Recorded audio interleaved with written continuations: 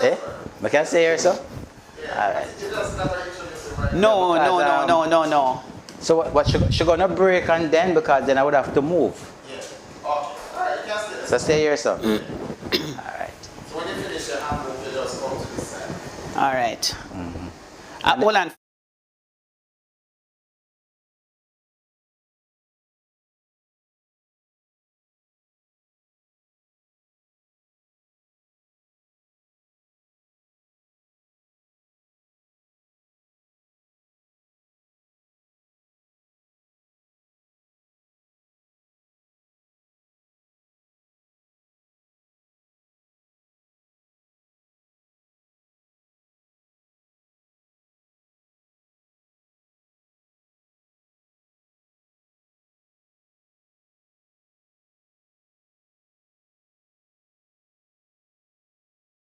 Stand by. Quiet on set.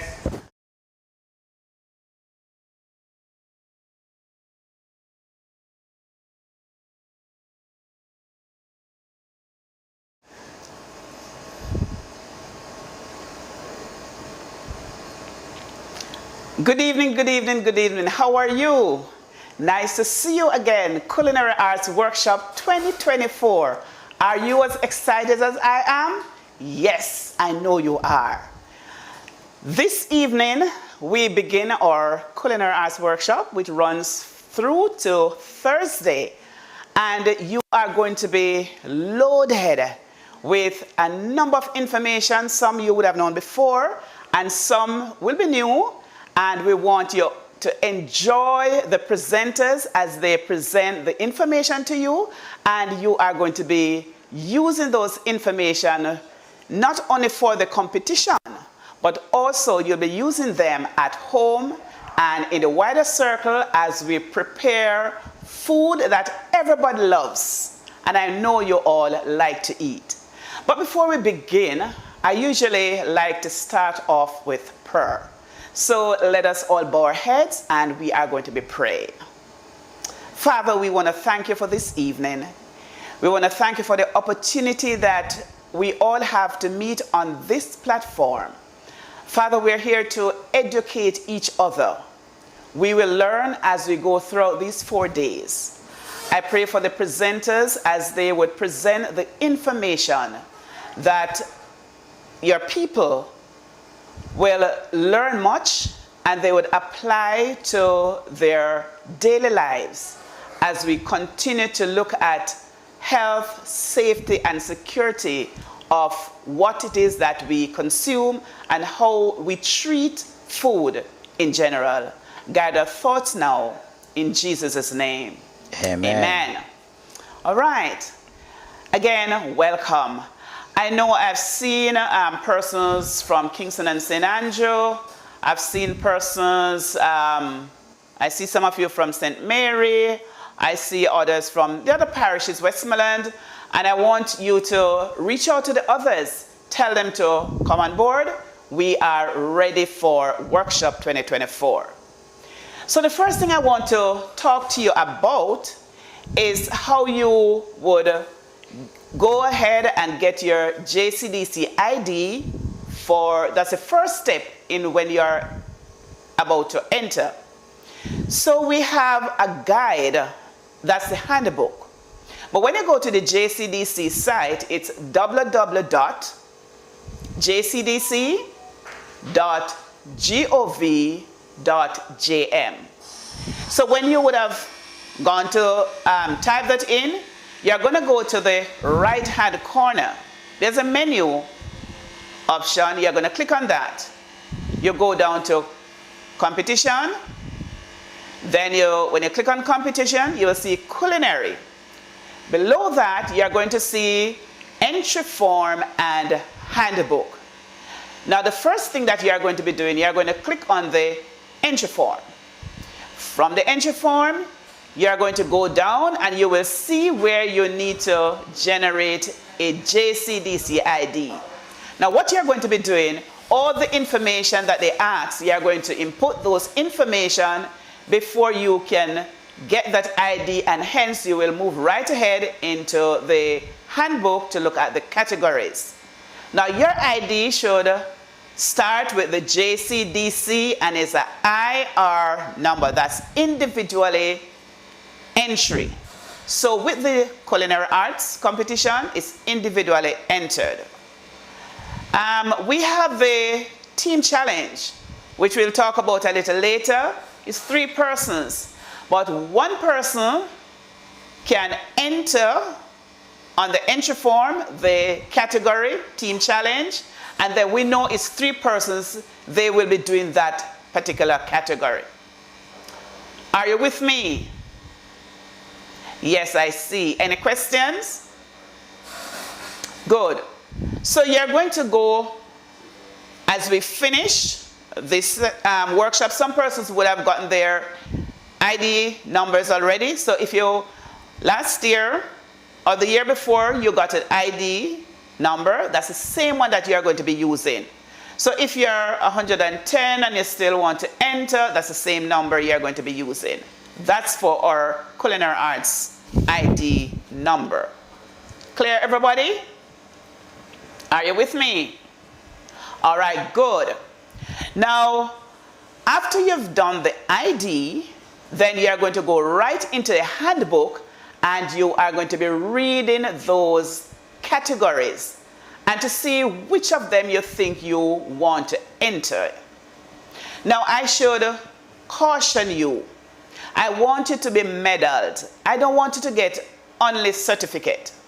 So if you are comfortable with only 2 of the categories, I want you to work very hard at those 2 categories so you can be medaled.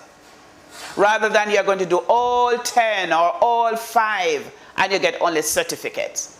I want you to be medaled. Clear? All right, good. So the first category that I'm going to be looking at is the batters and dough. And we know our batters and doughs, we talk about our on ice cake, or puddings, or cookies. Now, 12-year-old, you can use that, your 12-year-old to be a part of this category. So we're going to be doing that for 12 years and over. So if you're 101 and you want to enter batters and dough, it is up to you, you can. So for this year, I should tell you that we are using bananas, whether it's green or ripe bananas.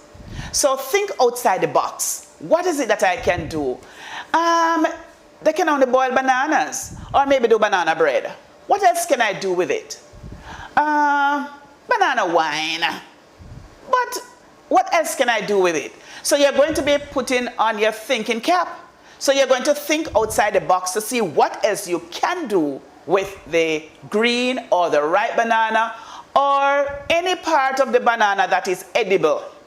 Last year, I should tell you, some persons wow some of the judges by using another section of the coconut that nobody thought they could eat that section. So I want to see you utilizing the banana in itself to prepare. All right? So we're going to break. Give us 1 minute break and we'll get right back to you.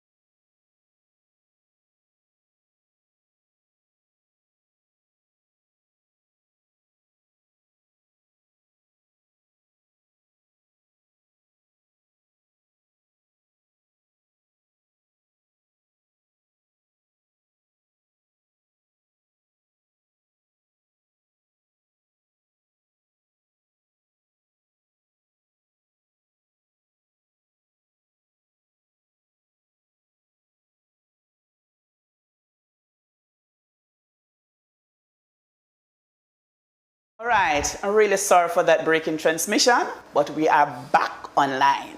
All right, nice to see you again. All right, so we were talking about the batters and dough, and I told you that for this year, 2024, we are using the banana. Whether it is ripe banana, green banana, the trunk of the banana, any part of the banana that you think is, and you know is edible, then you are going to be utilizing those parts to prepare items for the competition. Not only bananas you can use, but just about anything that you can use to prepare an item, we will appreciate you doing that. We feature every year a particular item that is underutilized. So we want to encourage persons to use the banana along with other products that they will be using for the competition. So as I said earlier, our batters and doughs, we look at our on ice cakes, or cookies.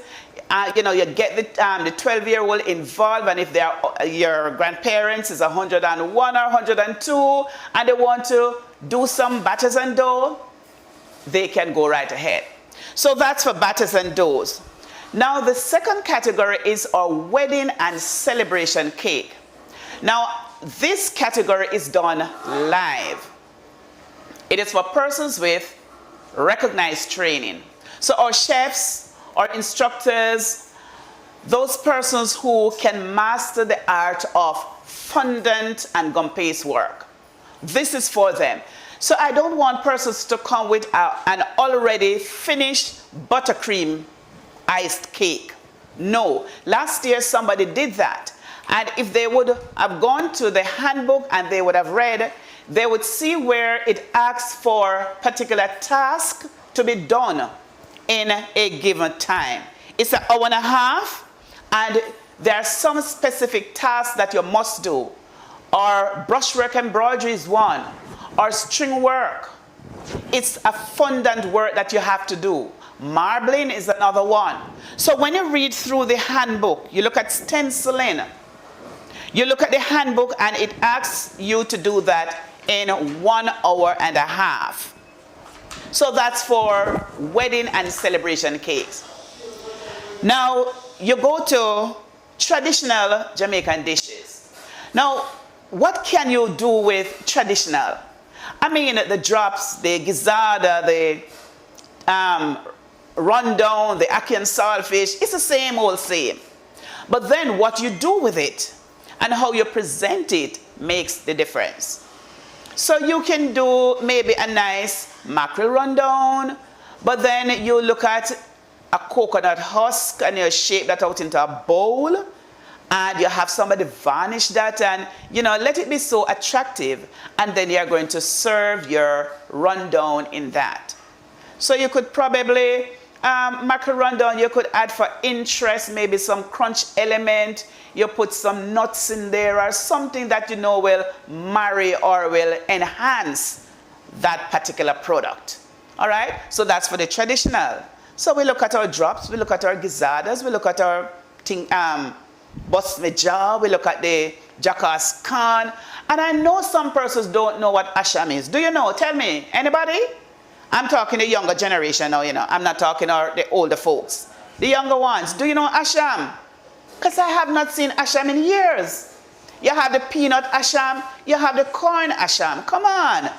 We have to ensure that we keep and maintain our traditional food. These are things that we need to keep. So that's traditional. The next category is the knife skill technique. I know most persons will say, well, I know how to use a knife. But do you know how to correctly hold the knife? A little later when chef comes on, chef will tell you there's a tunnel hold and there's a claw, a bear claw. Beautiful. You're holding like a claw. And the tunnel hold, when you hold the knife and you have to cut. So chef is going to walk you through some of these to see how best at home, even though you may not have the chef knife, but then whichever knife you have, you can use it the very same. So the knife skill again is live. So we are going to look at fabricating chicken as a fancy name, not true, fancy term. So it's how you cut up the chicken. Jamaicans, you go and say, okay, you can cut up that chicken. Yes, man, we know how to cut up the chicken. But then the correct term is you're fabricating the chicken, and there are some specific cuts that we want to see. And for the vegetables, you're going to be asked to do some specific cuts, ounces, and you're going to be asked to use one product or two products to give you the items that we want when you do your cuts, what we have. All right? So that's a nice skill, and it's done live. So the judges will be there observing. They'll ask everybody to have their board ready. Your board will take board for you. And they say, wash your vegetables, do your mise en place. You put everything together. The judges say, okay, begin. Your 30 minutes start. So you will know which to start first and which to start last. So you know which one you have a little difficulty with. So you're going to start that one first. So you get that one out the way. So if you're going to tourney, you're going to do a tourney, you're going to say, boy, this one take a little time, you know, so let me try and do that because I can do the dices or so on very quickly. All right? So that's for the knife skill. So you get 30 minutes to execute that one. We go over to recipe writing. Now somebody will say, what's recipe writing? But I can't just do something. No. If I come to you and I want, for example, if you look at the back of the handbook, you see spoon drop codfish fritter. If I want my codfish fritter to taste the same way every time you bite into it, you have to do a standard recipe. Why do you think the KFC chicken tastes the same way? They have a standard recipe. So every time somebody gets to my recipe to do the spoon drop codfish fritter, it will taste the same. So you're going to get your ingredients. You're going to say, okay, I'm doing some banana flip-flop turnover. You're going to start. You write, get your paper, your pen, your paper, you write it down. And then you have persons doing the taste test for you. And they say, no, man, I think you may put a little dash of cinnamon or maybe a little bit more salt in there. You try it again. I said, no, man, I think it wants something else. And they try and try until it becomes perfect. And when you get that approval from either those in your home circle or those at school or those in the community, and you're going to try it again, then at that trial, when they taste it, it should taste the same as the last time you did it when the recipe was completed. Everybody understand? Are you getting that? Because I should tell you that when you do any one of the categories, you must present the recipe on the day of the competition. It's a must. So you must present the recipe. So that's recipe writing. Now we go down to preserves and condiments. I know that our aged generation, our senior citizens, they do the jams, the jellies, the pickles. Because what I notice now, I am not seeing much of the jellies.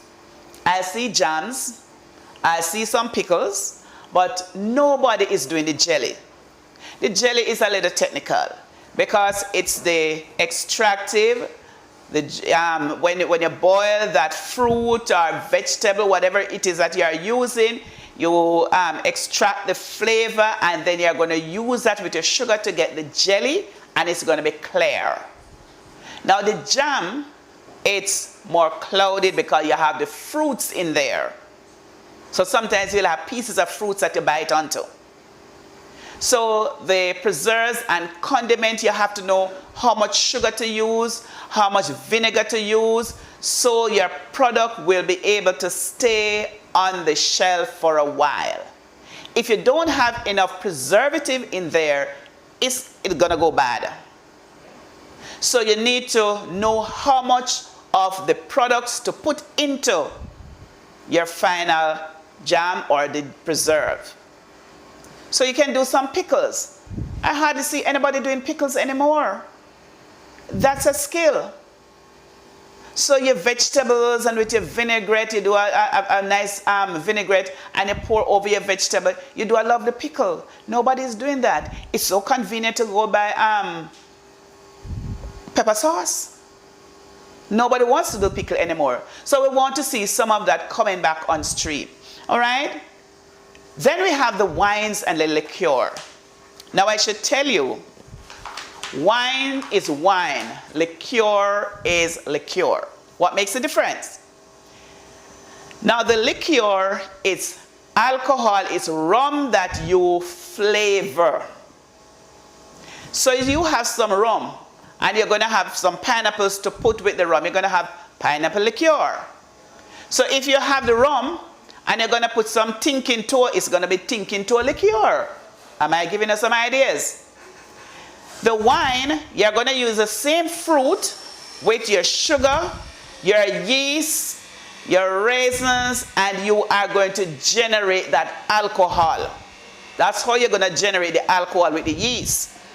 But then the liqueur is already alcohol, the rum that you are going to be using, and flavor that rum to give that liqueur. So this category, you can enter 2 bottles of wine and 2 bottles of liqueur. That makes it 1 entry. But if you want to enter only liqueur or only wine, that's fine.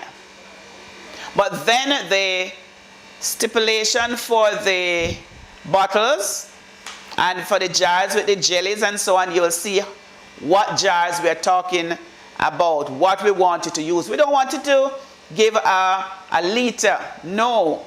We know it's very costly at times, so we want you to use just enough for the competition. So that's the wines and liqueur. Do you understand? Everybody clear on that? The difference with the wines and the liqueurs? I'm sure you do. Thank you so much. All right. So here we go over to this category, team challenge. It's 3 persons for this particular category.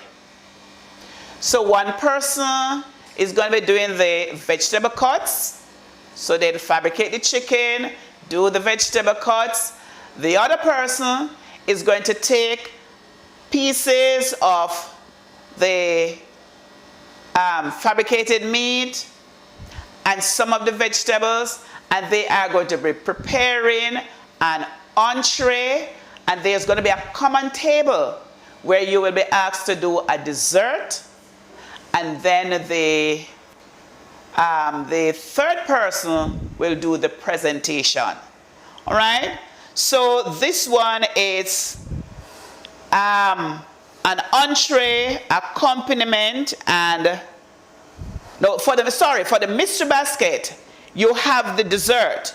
But for the team challenge, it's the entree that you will prepare from the fabricated meat and the vegetable cuts that you are going to be preparing this category. The next category is a mystery basket. Now, mystery is individual, so it's the team challenge. You have 3 persons for the team challenge. For the mystery basket is 1 person. So for a school, they can have 3 persons doing the team challenge, and at the end of it, if they have won medals, each person will get a medal. But this is 1 entry, and it's individually entered. All right? So that's a team challenge. Now the mystery basket individually enters. So each person will enter, and they're asked to do an entree, an accompaniment, and a dessert.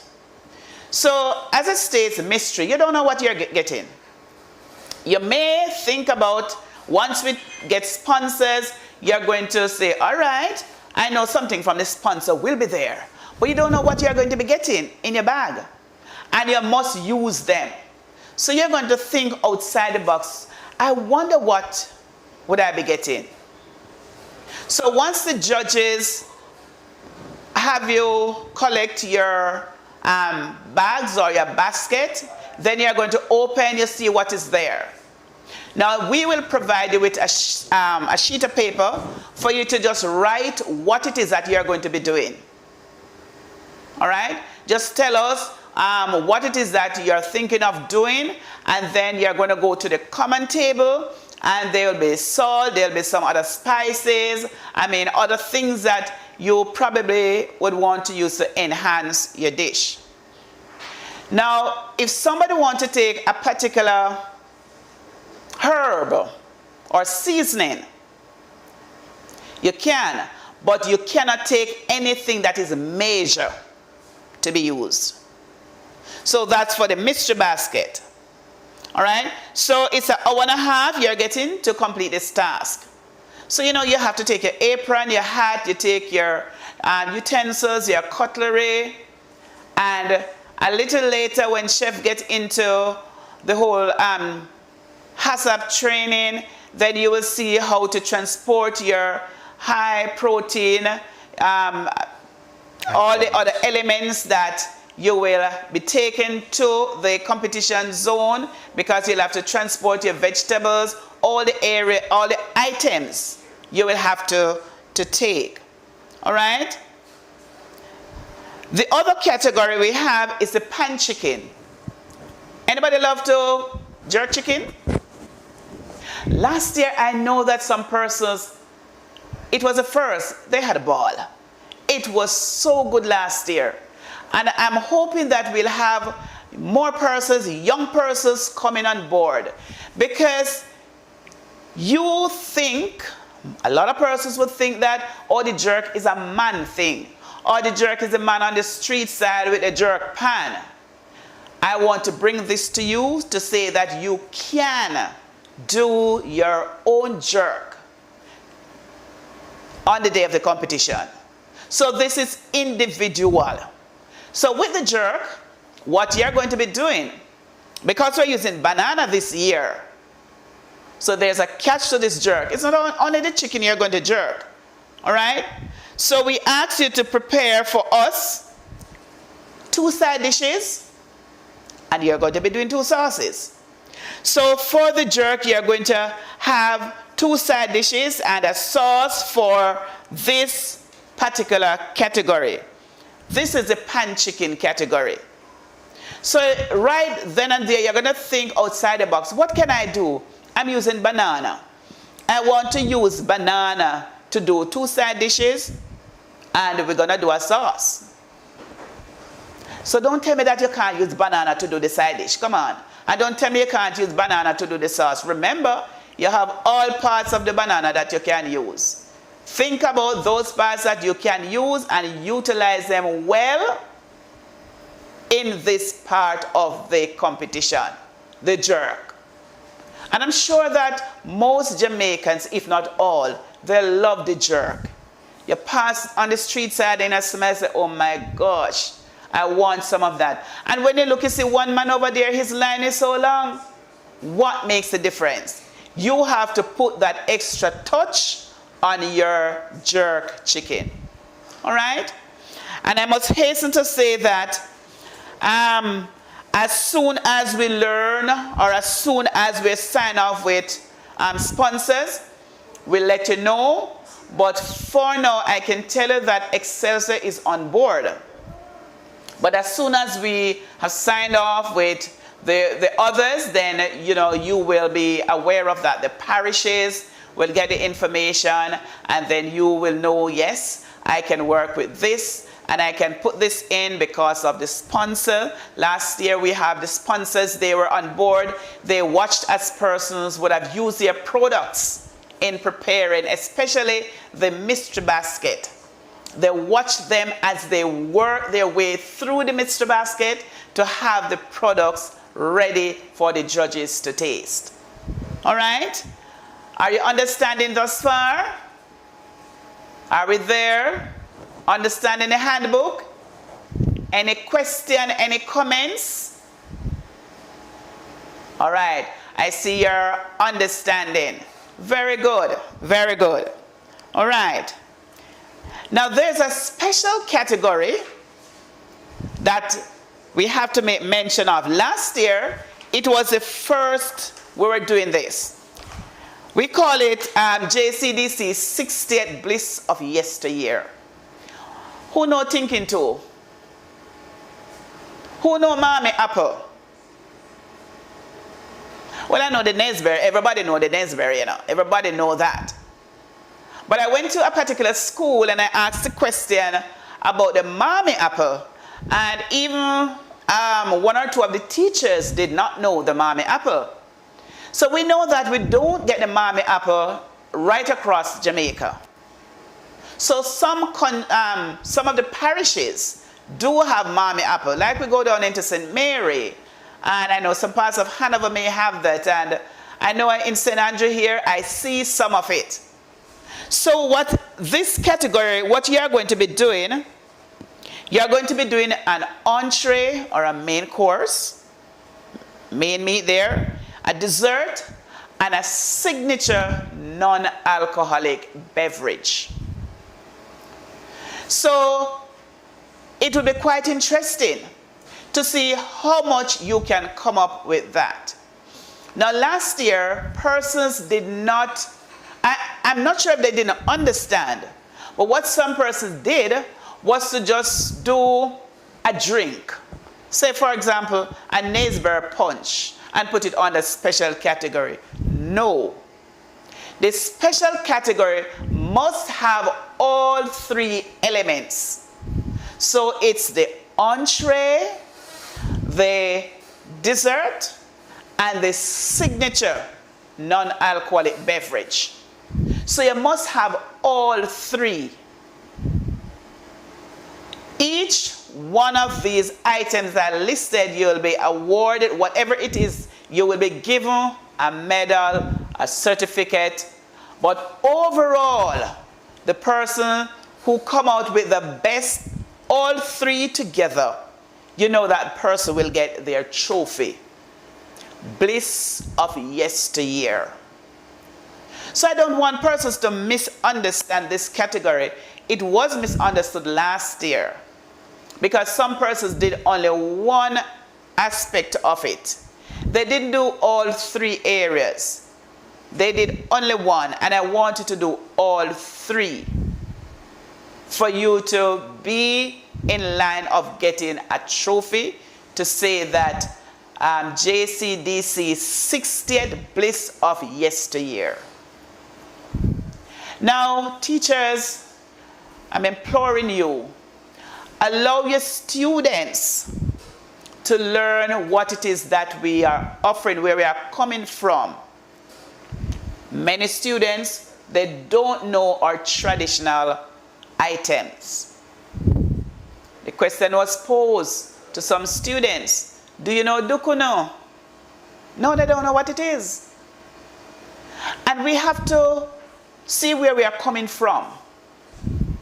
We don't want them to only think about going to the cake shop, the pastry shop, and purchase.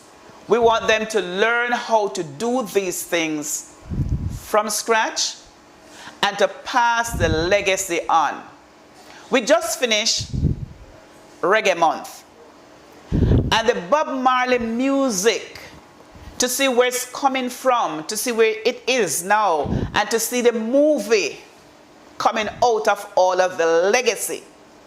We have to ensure that we have some food legacy when it comes to our traditional way of preparing food items. We can't shy away from that. We don't have to go so big. We can prepare the things in small portion so they'll understand how it's done. Because in the month of February, that's the time I'm getting the call. Can you tell me if how to get to somebody who can do the hard candy? Or can you find somebody who can do the drops or the greater cake? These are things we want to ensure that our children learn how to do it. And we have to start from very early.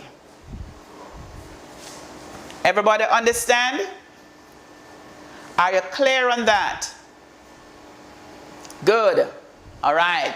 I see you all understand. So let me just go over the entry form. You see, I want you to understand that the ID is critical. You need to get that ID first. It's the first step in getting yourself closer to filling out the entry form so you can be ready for the competition. And I must say that the close of entry is on the 26th of April. So you have some time. Some persons have already entered. So you now have time to sit down, put your game plan together, and have persons coming in to say, okay, we can do maybe 1 or 2 items with banana, but we have other items that we can put on display.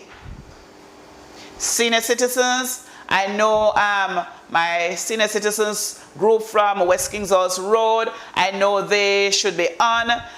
They were telling me of, you know, they have some wines that they have cured, they have preserved their wines. I said yes. The older your wine, the mellower the wine.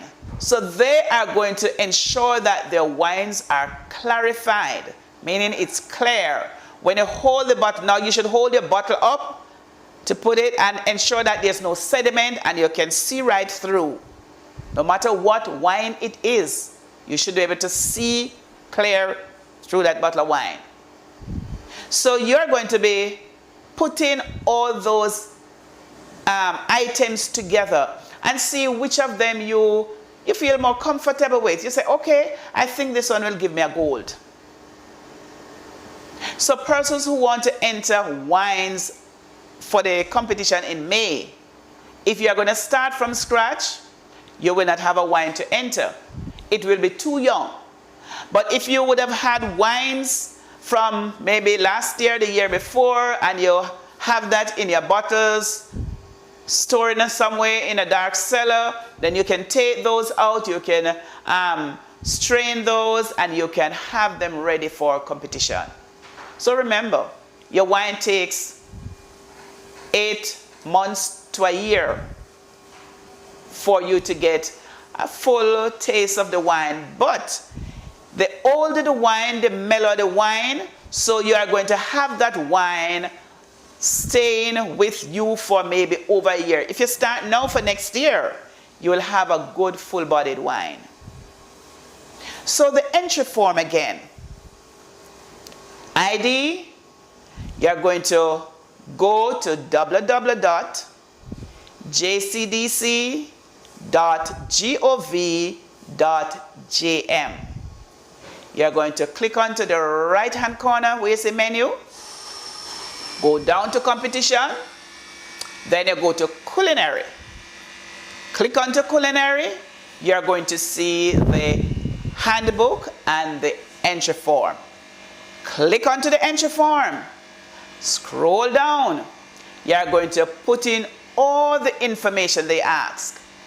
You're going to generate that ID, and that will come to your email. All right? When you get that ID, you're going to keep that ID. So if you're entering next year, 10 years from now, it's the same ID number you're going to be using. So it should read JCDC IR, and you have some numbers. So that's our JCDC ID. So when you would have gotten that ID, then you are going to go right ahead and put that number in, and it will take you right to the categories for you to enter. All right?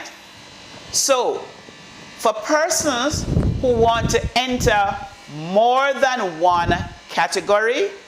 You are going to go in, but I'm entering batters and dough. So I'm going to put in all my info for batters and dough. I'm going to sign, say I'm not a robot, and then I'm going to submit. When I submit, I'm going to go right ahead, put in my number, my ID number, and I'm going down to knife skills. I'm entering knife skills, so I put in knife skills, all the information I sign, I submit. And if I want to do wedding and celebration cake, I'm going to put in my ID, sign that I'm not a robot, submit. So I have 3 entries for this year 2024. Clear, everybody? Do you understand that? All right, very good. So, again, Excelsior, we have Excelsior on board this year. And as soon as they have signed off, we are going to be allowing you to hear who the other sponsors are. So the categories are in this handbook. It's a guide.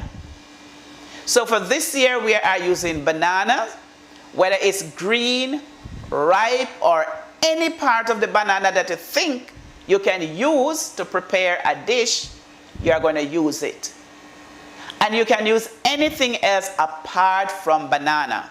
So don't think that you cannot use some breadfruit or some coconut or some mango. You can use anything, but we are featuring banana for this year. Come next year, if you look in the handbook, you'll see where we are going to be looking at carrot. All right? So carrot will be what we will be focusing on for next year. So you can start by thinking outside the box. What is it that I'm going to be doing, using with carrots? All right? So for this year, it's banana. So we're using banana in every form that we can use. Do you understand? All right. So, any question out there? Yeah, I can't write it up, but I can say it. All right, someone is entering more than one students from a school. They're asking if they have to do different registration numbers. Yes, thank you so much. A school with several students entering, each student must have their own ID number. It's individual ID number. So each individual, so Mary Brown, you're going to have your ID number. John Stoke, you're going to have your ID number. So individual. So if we have 5 students entering from a school, they can enter individually. But then if the school want to enter as the team challenge, the group, this 3 students can also enter individually. So what happened? One student will sign up for the team challenge, but then it's 3 students will be doing that task. So each student will sign up for the ID, and then under the team challenge, you're going to have whichever institution, Boys Town institution will be entering the team challenge, and then I have 3 students from Boys Town will be doing the team challenge on the day of the competition. And if they are successful, then each participant, each entrant will get a medal on the day of competition. Clear, everybody? Did I make myself clear with that one? All right, good. And remember, you can reach out to me at JCDC. It's 876-448-4408. That's my CG number. You can reach out for any query, any queries that you want, clarification. If you don't get me, you can get Miss Alicia Green That's my administrator. You call the JCDC head office at 572-629. That's 926-572-629, and ask for myself, Jane Jerry, or Alicia Green, and we'll be happy to assist you to share whatever information you want. All right? We have another question. Another question? Yes. What is the reward given to teachers? Oftentimes the students are rewarded, but not the teacher. So if they're asking, what is the reward that teachers receive for entering the competition? All right, teachers entering the competition. But teachers, if you do enter as an individual, you will get your individual medal. So the students will enter, you're guiding the student. Come on, teachers, you're guiding the student. But at the same time, you yourself, I'm encouraging you to enter. Don't send the students alone. Allow the students to cheer you on the day of competition. So you too will be given either a gold, a silver, a bronze, or even the trophy, or whatever cash incentive or other tangible incentive that we have, prizes and surprises, you will be a part of that. So teachers, try and put in your entry. Don't allow the students only to be a part of this competition. Any other question? All right, it's nice that you're asking all the questions, and I'm sure that I'm going to see a lot of persons. Remember, entries close on the 26th of April. Understand? Are you getting it? Are you there with me? One more question. All right, one more question. Can I get where to get the application form, please?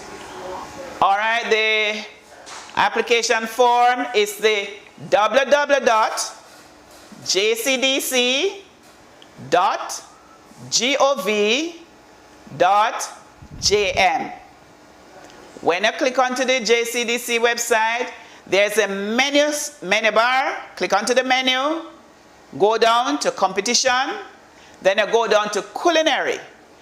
And when you scroll, you will see entry form and handbook. The entry form, you're going to do your ID. The ID first before you can move forward. Clear? All right, thank you so much. All right, so with me this evening, I have one of my close partners working together, Chef Christopher Brown. He's an executive chef. He's a business owner, Healthy Gourmet Catering. He is a consultant. He's an educator. He's an assessor. He wears many hats. And this evening he will be focusing on HACCP. What is it that we need to do? How should we treat food in general before we eat? Before, during, after we prepare food, how should we handle? He will be starting off with the training this evening. And I must hasten to say that we are working in collaboration with Heart NTA. And at the end of this training, we want to give you a certificate of participation. So I'm encouraging everybody that is on now, please to put your email address and your telephone number in the chat.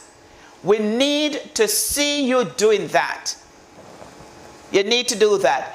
Also, you need to fill out the evaluation form that we will provide for you. But remember, it's critical. I need to get your email address and your telephone number. Please put those in, your name, email address, telephone number. So at the end of Thursday, when we give you that question, and send the information to be marked. Then you are going to be given your certificate of participation in collaboration with Heart Trust NTA. Everybody understand? I want to thank you for listening to me. And as I said, my number, I gave you my number and the number of head office where you can call, and we will be happy to answer to your queries. Any more questions? Yes, one more question. What? They can read. All right. What if I enter a student and he or she changed their mind after application closed? Can I take a...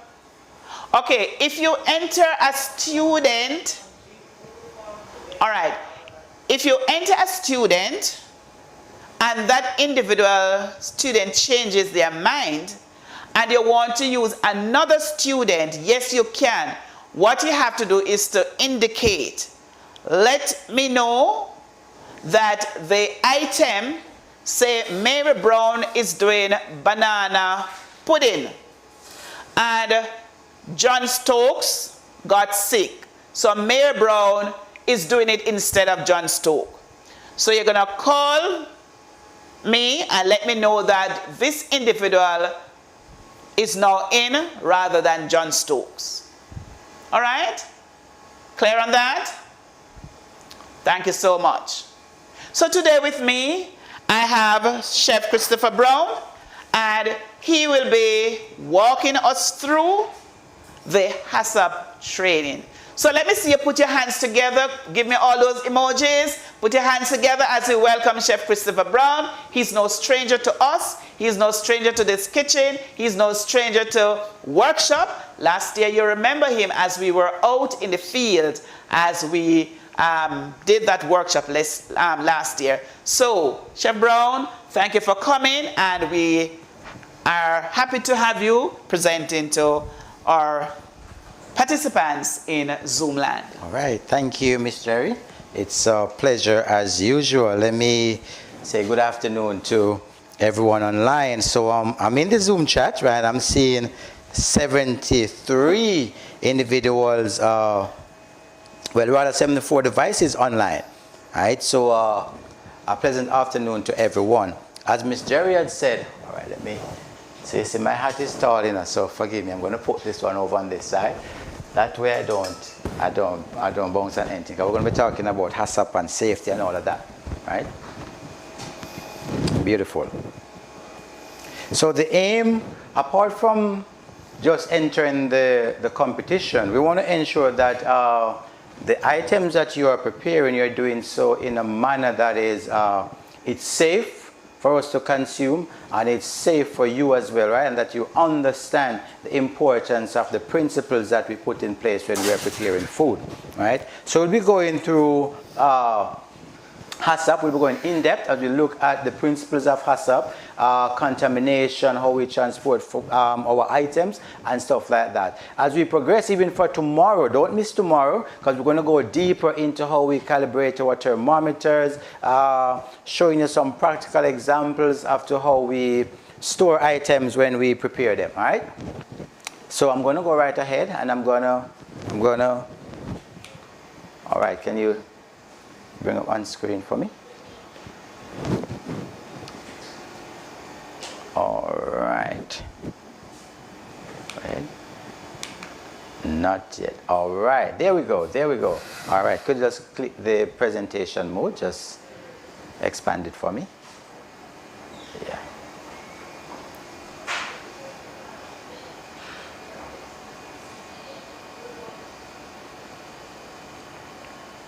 All right, beautiful, beautiful. Thank you.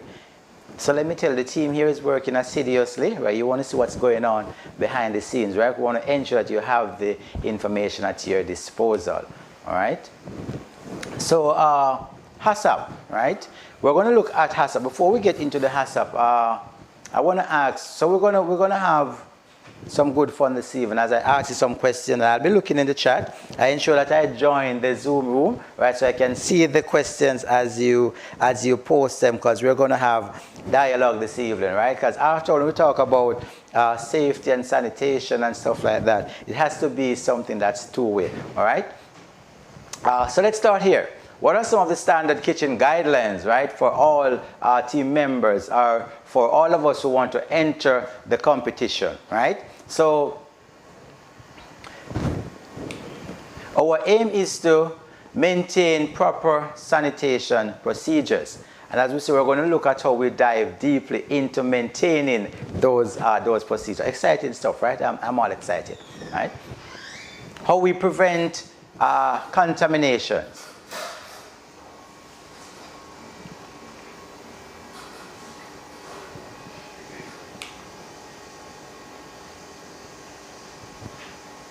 All right. How we wash our hands regularly between each task. All right. We want to stay home if we're feeling sick. We're going to look at all of these in depth. All right. So we want to store our food items properly, right, with production date and time. And why is that important? That's most essential, right, when we're dealing with our foods. All right. Or we maintain time and temperature control, all right? All right.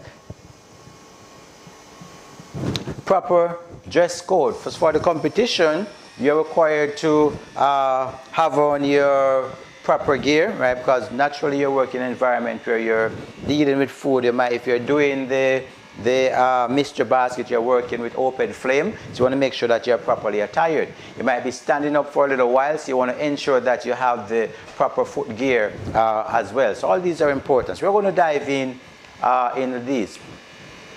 First one here. What is all right? What is direct contamination? So oftentimes we hear about cross-contamination. But I started here because this is very important for us here in Jamaica. A lot of times we find that oftentimes you hear from the Ministry of Agriculture and by extension different arms of the government saying that we are to ensure that we buy our items from reputable suppliers. It is for a particular reason. All right, my slide is gone. Let me see if you can get it back when you're ready. All right, beautiful. All right, so the reason for this is that you want to ensure that we're not getting items that have been directly contaminated by pesticides and stuff like that, all right? So as we know, when, say, a crop of pepper or tomatoes, right, been produced, then they will spray them at a particular time, but you need to give the crop or the item a length of time for that item, that pesticide or thing to dissolve from it, all right? So we have to ensure that we do that. So when we just go and we just buy an item anywhere, we put ourselves at risk. So even I'm talking now to not just for us who are going to enter the competition, but just in general for your very own household. When you go out to buy items, be mindful of these things as to where you are getting your items from. Right? When we go to the market, we ensure that we have that kind of conversation, that kind of dialogue with our individuals right there. As well. So direct contamination, what is direct contamination, right? Let's look at that in a nutshell, right? It said this happens when raw foods or plants or animals from which they come are exposed to harmful microorganisms. It said, for example, harmful microorganisms found in soil that are used to grow grains could contaminate the grain and any product produced from that grain, right? And so sometimes we find ourselves with some of these illnesses and we wonder, hey, what happened, right? These are something that we need to look out for, right? So this is very much important, right? All right, so we're moving along. All right, so we looked at direct contamination, right? What now? This one is one that we're more familiar with, right? Which is cross-contamination. Right? For the competition, again, this is also big, and I don't want to just hit at, you will hear as we speak this afternoon that we're not just going to look at the competition, but in general how we deal with these issues, right? And these challenges that we face from time to time. So what is cross-contamination? Let's read the definition that we have here quickly, right? It said this is the movement of harmful, note the word, harmful microorganisms from one place to another, right? Catch this one out. People cause most cases of cross-contamination. This is very important. It says, for example, food handlers can transfer organisms or substances when they prepare or serve food. Hence the reason we say when you're going to prepare an item that is ready to eat, that you wear your gloves, right? So once there is no more preparation for the item, so you come to the competition and say you're going to do, you enter the mystery basket, and it's time now for you to plate. So you do a nice grill item for your protein, you have your starch, you have your veg, you're going to plate that, and you intend to touch something, ensure that you put your gloves on. All right, that is very important. You can shoot your questions. I'm looking at the WhatsApp chat while I'm sharing. All right, so that's it. We want it to be a dialogue. So any question, any concerns, you can pop them, and I'll just pause and I'll just look at the question as we continue. All right, how do we cross-contaminate?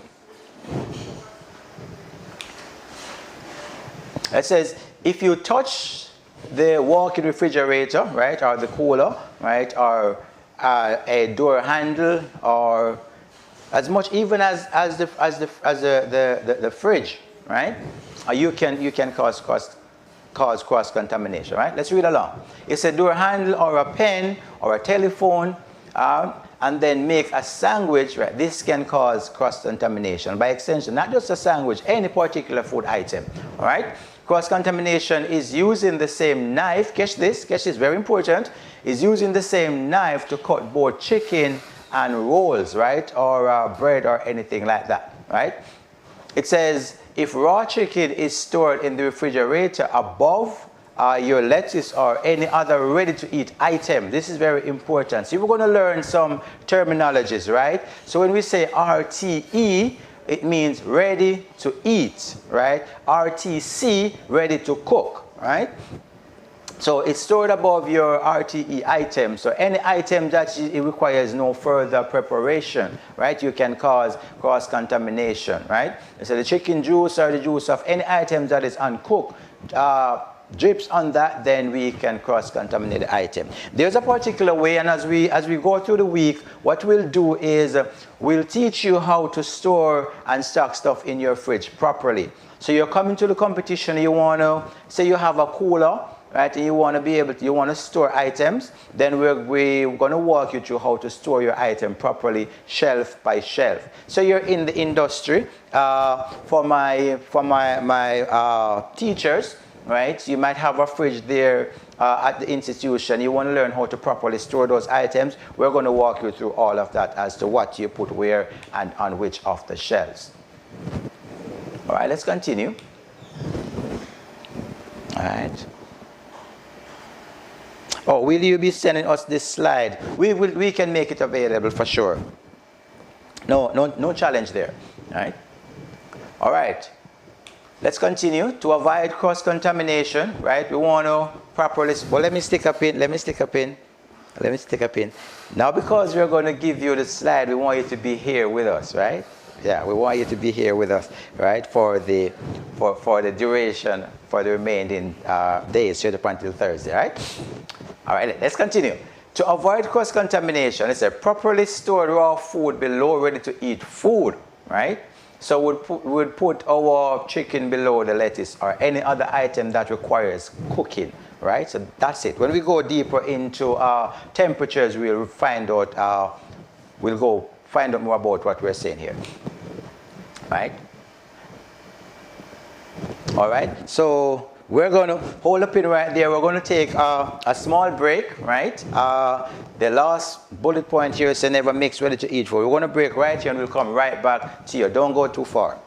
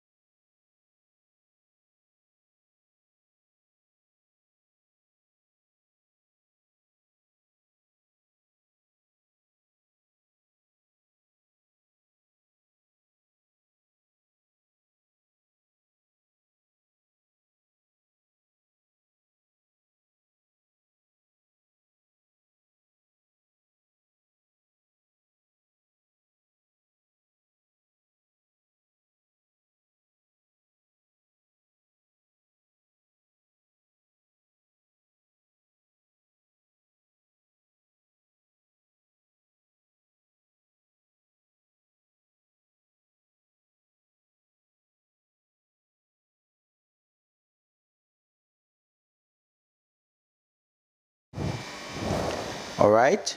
Are you hearing now? Signal to us in the chat. Let us know. All right. Beautiful. All right. Okay, good. All right. So they're hearing us live now. All right. Beautiful. So let me just quickly go back over these two slides that was there. So I pull this one back. All right. This is where we were. Properly clean and sanitize your utensils, your equipments, and your work surfaces. Right. And we're going to look at the difference between cleaning and sanitizing and why that is important. All right. We want to clean and sanitize our work areas when changing from, catch this is very important, when changing from raw food preparation to RTE. What we say, what's RTE? What does that stand for? Post it in the chat. RTE, food preparation. All right. Never store any food near any chemicals. That's a giver. All right. So we know the three, a question to the class. What are the three different categories of contaminants that we have, right? So here we see one here already. We say chemicals, right? What are the other two? All right, RTE, ready to eat foods. Beautiful. All right. Let's move right along. All right. Source of contamination, right? So, chemical and physical. Beautiful. All right. Chemical, biological, and physical. All right. So we can go right into them then, right? Good stuff. I love this class. All bright persons, right? So you all need to come to the competition and get all gold medals, all right? Or multiple gold medals, right?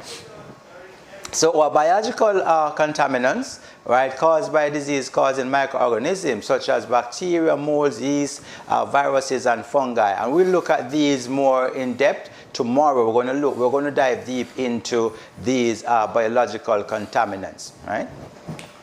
Then we look at the chemical contaminants, right?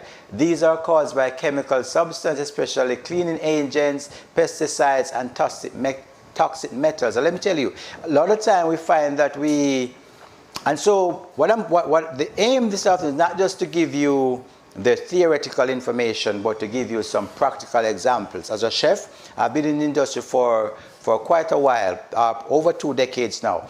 And I've been to restaurants, I've been in establishments where this is what they do. Catch this, so if in case you're doing it, you can change the practice. So they will clean the surface. So they wash the surface with soap properly. And then after doing that, now they go ahead and they sanitize the surface. That is wrong. What you want to do is to ensure that you rinse the surface afterwards, because the soap and the sanitizer, they're not going to work cohesively together, right? So the technique is you wash, you rinse, and then you sanitize, right? So for my students in the classroom, right, if you're going to wash your surface, then normally you'll have your, and even for the competition, you'll have your sanitizing bucket, right? But if it is that you intend to apply any form of detergent or soap, then you need to implement a second bucket between the wash bucket and the sanitizer, and that's the rinse bucket, right? Very important. Let me touch that again. If you're just sanitizing the surface, it's good you have your sanitizer bucket, and that's good because you're going to sanitize to bring those harmful microorganisms to a state where they're controllable, they won't harm us. But if the intent is to wash the surface, then you need to have your wash container, then you have your rinse container, and then you sanitize afterwards. That is very important, right? So make note of that for the competition and for your personal use as well. All right?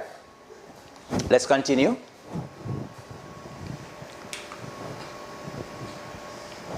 All right. So we say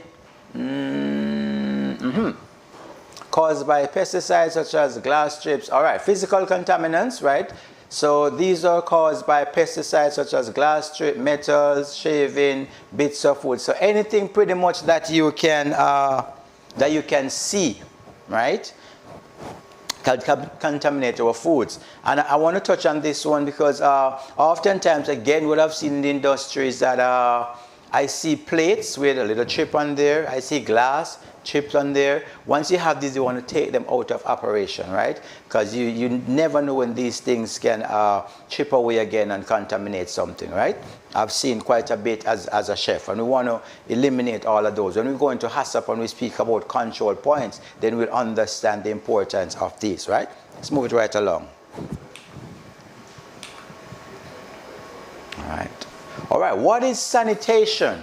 All right, so in a nutshell, someone from the chat, let me see, just in your own words, just share with me in the chat, what is contamination?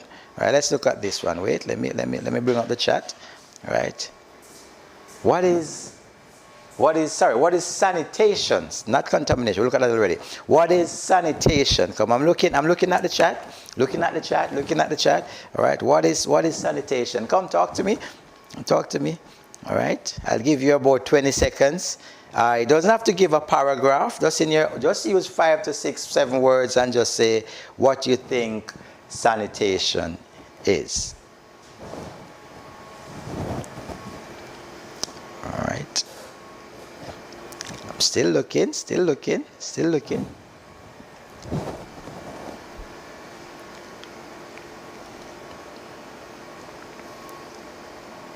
All right. No response for me? Oh man. You let chef gonna do all the talking, you're not gonna help me out? Oh man. All right, beautiful. There we go. So you were typing. All right. So sanitation, get rid of. All right. So we're learning together, right? And we're sharing together. So I'm going to call your name, right? Beautiful. I'm going to call your names, right? To highlight you, right? For giving your response. Beautiful. So Tanisha is saying, let me take it. Sanitation is to get rid of germs and bacteria from the area. Please forgive me if I don't get the pronunciation of the names correct. If I can't, then I might not say it. I don't want to call your name wrong, all right? The second response here say, condition relating to public health. We have another one here, removing germs and bacteria. Once you mention the word germs, bacteria, removing, bringing to a safe stage, then you are onto something, right? Good stuff. Thank you for the responses, right? Keep them coming. Reduce the growth of bacteria. Beautiful. All right. So the creation and, take this one, the creation and maintenance of conditions that will prevent food contamination or foodborne illnesses. You see how it is worded? The creation and maintenance of conditions that will prevent food contamination or foodborne illnesses. So it's not good enough, stay with me now, this is very important. It's not good enough for us to just sanitize the area. The aim, and when we go into the HACCP plan, we'll understand that much better. The aim is to prevent the thing from occurring in the first place, right? Beautiful. All right, let's move it right along. Keep the questions. Any questions? Don't be afraid to ask. Bring the questions. All right. So we want to ensure that we have clean uniforms. Yes. Clean workstations. Proper hand washing techniques. Right. For another question to us. For proper hand washing to be achieved, what's the minimum length of time that we should wash our hands for? Post it in the chat. While I continue, I'll highlight you and respond to you. All right. Proper garbage disposal. This is another big one. I want to stop on this one. But let me see. How long should we wash our hands? Looking in the chat again. Don't let me alone share all the excitement. Come talk to me. All right. Looking in the chat. All right. The length of time that we want. Is it for 5 seconds, for 10 seconds? Oh, yes. Joy Williams, 20 seconds. All right. Caroline, 20 seconds. That's it. 20 seconds. Galaxy A32, 20 seconds. Zoom user, 20 seconds. All right. Beautiful. That's what we want. We want the interaction. All right. So let me pause here just to say this. It is good that from the JCDC standpoint and from the HACCP NTA standpoint, we are doing the training. But what is more important than we doing the training is that you understand and you grasp the concepts, right? And from our teachers, you will know one of the best way to do that is through interaction. So I want you to talk to me. Send the questions, right? We have 3 more days. So if you send a question and we're not going to cover it this evening, I would say, here, we're going to look at that tomorrow. So write down your questions. Write down your questions and share the questions so we can look at those, right? You never know. Maybe you have a question that we don't have in the presentation because there's so much industries-wide, right? So don't keep silent on us, right? All right, here's a question. What are the items that are safe for sanitizing? All right, so thank you for that question, Joy. Pretty much any surface that you are going to use to prepare food, you sanitize them. So you're not going to go in the kitchen and sanitize the walls. No. It's all your food contact surfaces. That's it. So we sanitize all our food contact surfaces. That's where that's where it's at. All right? Beautiful. What do you use as sanitizers? All right, another question coming in. Loving this one. Follow up.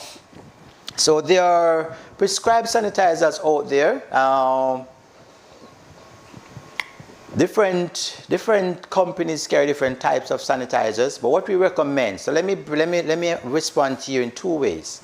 So one, from the industry standpoint, the recommendation is that you get sanitizers from reputable suppliers who on the sanitizer container, it gives you the instruction as how to use the sanitizer, right? We refer to what we call ppm, or parts per million. So the sanitizing solution the concentration shouldn't go over a certain amount of ppm, right? We can also use bleach as a sanitizer, but I don't want to get into that aspect of it this evening. Stay tuned for tomorrow. We're going to touch on that aspect. But in responding to your question here and now, what I will say is that we recommend is that we get our sanitizers and our sanitizing solution from reputable places where there is a label that shows us how to use the sanitizers. All right. Hot water again at the right temperature can use to get bacteria down at a certain stage, but we're going to go deeper into that. All right, so thank you for the question. That one, Joy Williams, is on for a presentation for tomorrow into Wednesday, so we're going to cover that. Beautiful question. All right, I see the questions coming. I love it. All right. All right, can bleach be used as used for sanitizing? Yes, I made mention of that. We're going to go deeper into that. Beautiful. So this one here, Tanisha is saying you can add a small amount of bleach into water for sanitizing. All right. So, all right, Tanisha, I like your response here, but we wanna critical control point, right? So we're talking about HACCP, right? We don't want to just put a small amount of bleach, right? We want to ensure that, as we said, the concentration is correct. We talk about ppm, parts per million. So we're in Jamaica, right? And persons purchase their bleach from different places, right?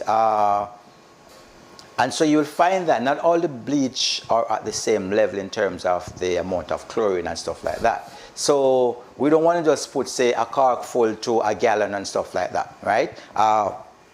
We want to ensure that we're using the correct concentration. So we're going to dive into the sanitizing solution and all of those stuff tomorrow into Wednesday. But I'm loving it, all right? These are the questions I want us to share, because these are the real things that affects us. Right? These are what we do at home.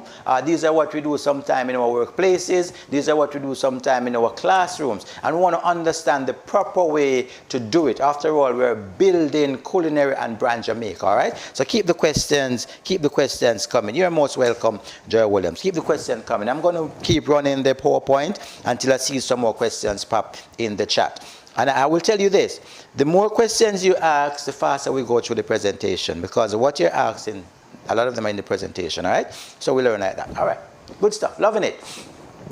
So proper garbage disposal. This one is big, all right? How often should we empty our garbage? That's a big question. It's not at the end of the day or at the middle of the shift or at the middle of the day, right? We empty our garbage as often as needed. Always remember that. So it's not, for garbage disposal, it's not a set schedule. There's the set schedule is with the company that is going to come to take away the garbage, right? But for us within the space, you're going to empty your garbage as often as needed, right? Beautiful, right? So you want to get that. We want to make sure that you remember that. Let's continue. What next we have? All right, what we have here now? What's coming up? All right, let's get excited. What is cleaning? So we looked at sanitation. Now let's look at cleaning. What is cleaning? What is cleaning? Come talk to me now, my beautiful people. What is cleaning? So we know sanitation, right? And we talk about bacteria and all of that. No, what is cleaning? Why do we clean? I'm looking in the chat again. I'm looking in the chat to hear from you. All right. All right. Tanisha said, never have an overflow bin or garbage bin in the area. That's true. Thank you for that. All right. Cleaning, the removal of visible soils. Loving that response. To remove any germs and bacteria. All right. So we're gonna make the distinction here, and let me put this out to us. When we do training, it's never about wrong or right. We're learning together. That's what we're doing. So don't be afraid to share what you're thinking or share the comments that you want to share, because we're learning together, all right? So shoot your stuff out. All right? Getting rid of visible dirt, removing dirt or something undesirable. All right? You have to clean as you go. I'm thinking that's what you want to say here, Samsung SM.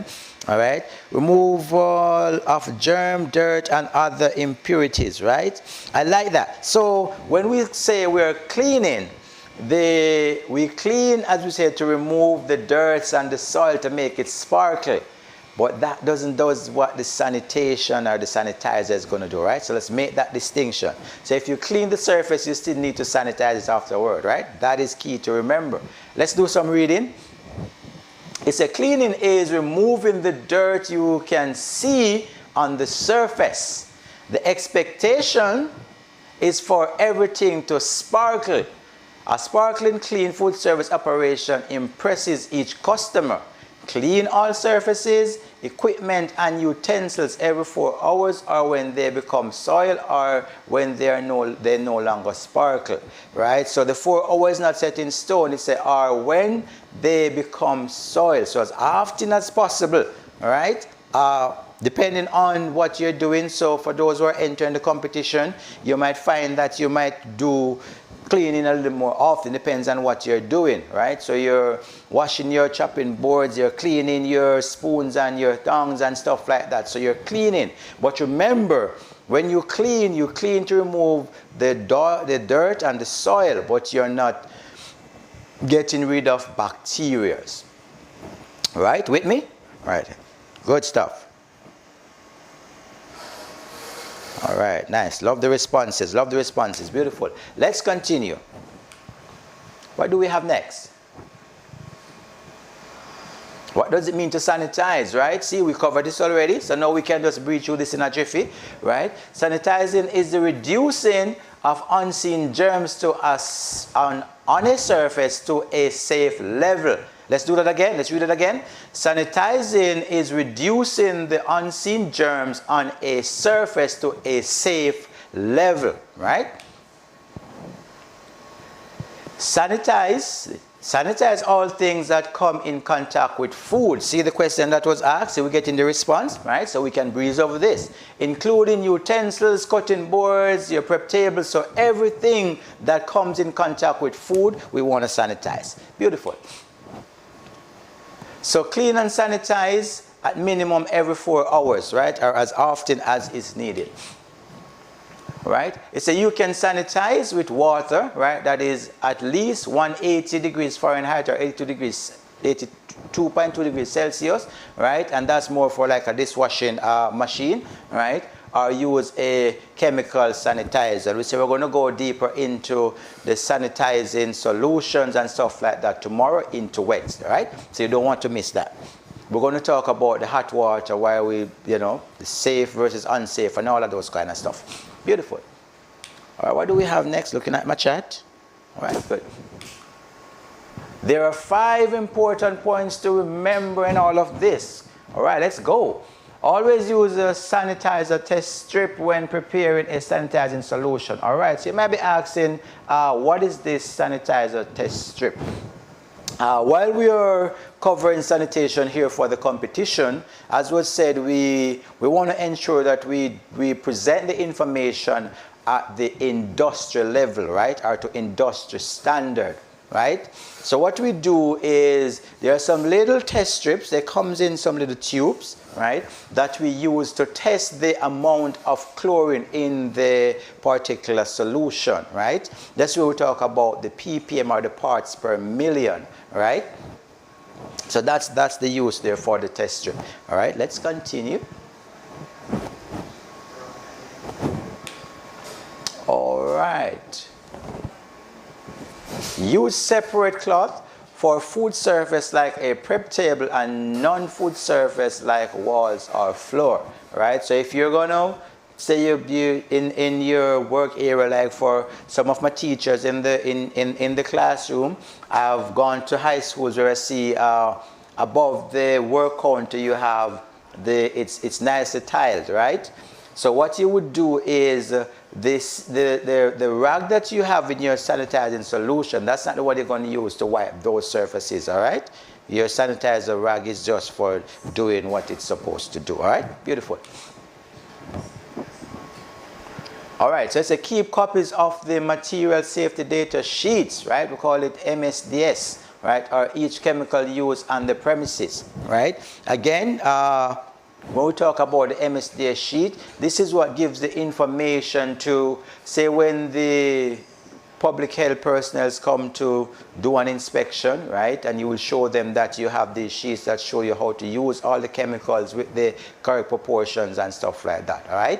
So as I say, we're going to go deeper into that tomorrow, into Wednesday. So don't need to worry. Just be here. Let's continue.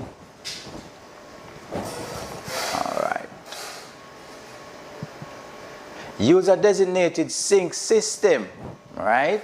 Like a 3-compartment sink, right? To clean and sanitize dishes and utensils, right?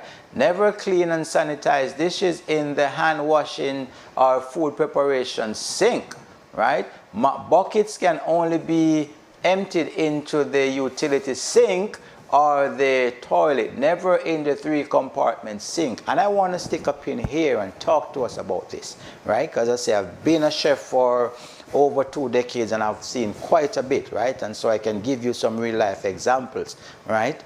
I know there are circumstances and situations where a person will say, okay, I don't have that particular sink. But you have to think about what you're doing in terms of contamination, what you're pouring into that sink. That's why this training is so important. It's not just for us to say, I can't do it, but what's going to happen if I do the wrong thing? Am I putting my health at risk? Am I putting the health of someone else? Someone's health at risk, right? So we want to make sure that we do those things correctly, right? So a hand wash sink is just for hand washing. Your 3-compartment sink is just for doing your wash, rinse, and sanitize, right? Put something in place where we can pour water from buckets and stuff like that, but never pour them in those sinks because we can't see these little guys with our naked eyes, right?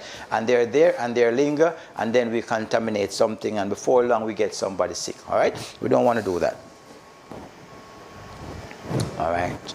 I'm coming to a question shortly. The chat has been silent for about 6 minutes, and I don't want you all to leave me or fall asleep on me, right?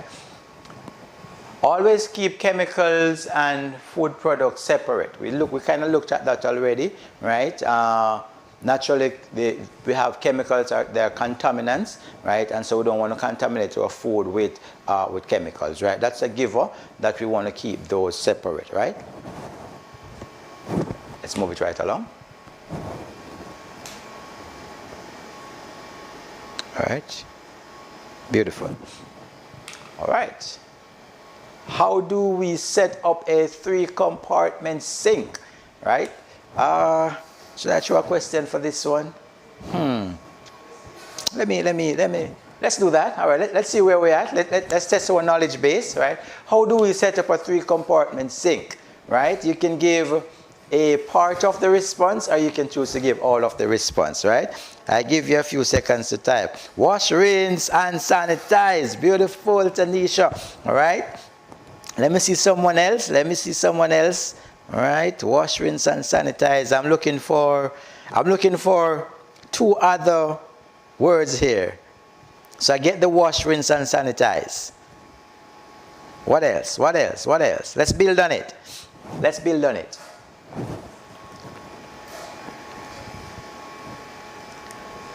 I'll give you a hint. After we sanitize, what do we do with the item? That's a clue. So I sanitize my item properly and I take them out. What do I do with them afterwards? All right. I see drain. I see air dry. All right, Shanique Stevenson. Good one. Wash, rinse, and sanitize, drain. All right. Beautiful. All right. McLean, air dry. Beautiful. Air dry. All right. Good stuff. Love it. Loving it. I feel good. All right, let's dive into it since we already know it, right? So this is the first thing you want to do now. You want to clean and sanitize the entire sink and drain and boards before started, right? Bet you weren't looking at that one, yeah? So before you start to set up the thing, you want to clean the clean and sanitize the area. Because remember now, if you don't do that, then whatever bacteria that might be present, right? You can take those onto yourself, or you can pass it on to the item, even after you have sanitized if you didn't sanitize the surface, all right? So beautiful. So let's move right along. So take that into account. That's the first thing you want to do. So the next time you go to set up your sink, right, ensure that you clean and sanitize the surface and the area first. Especially that area you're going to put your items to air dry, ensure that area is nicely cleaned and sanitized, right? Second thing you want to do, you want to scrape and rinse the dirty dishes. That's very important. So we say we pre-scrape and we pre-rinse, right? That way you don't contaminate your wash waters too fast, right? With so much of the debris, right? So in essence, we're looking out for the wash water, yeah? Beautiful. So we want to wash at least 110 degrees Fahrenheit, right? With soapy water, right? We want to rinse, so we can rinse again at 110, right, with clean water. And then we sanitize using our standard operation procedures, right? So what that is pretty much saying is that whatever sanitizing solution that you're using, you would use that in that sanitizing liquid, all right? In that sink, rather. And then we air dry, right? So that's where we're at. So this is your complete step for setting up your let me pull it back. Setting up your 3-compartment sink, and this is very important. All right.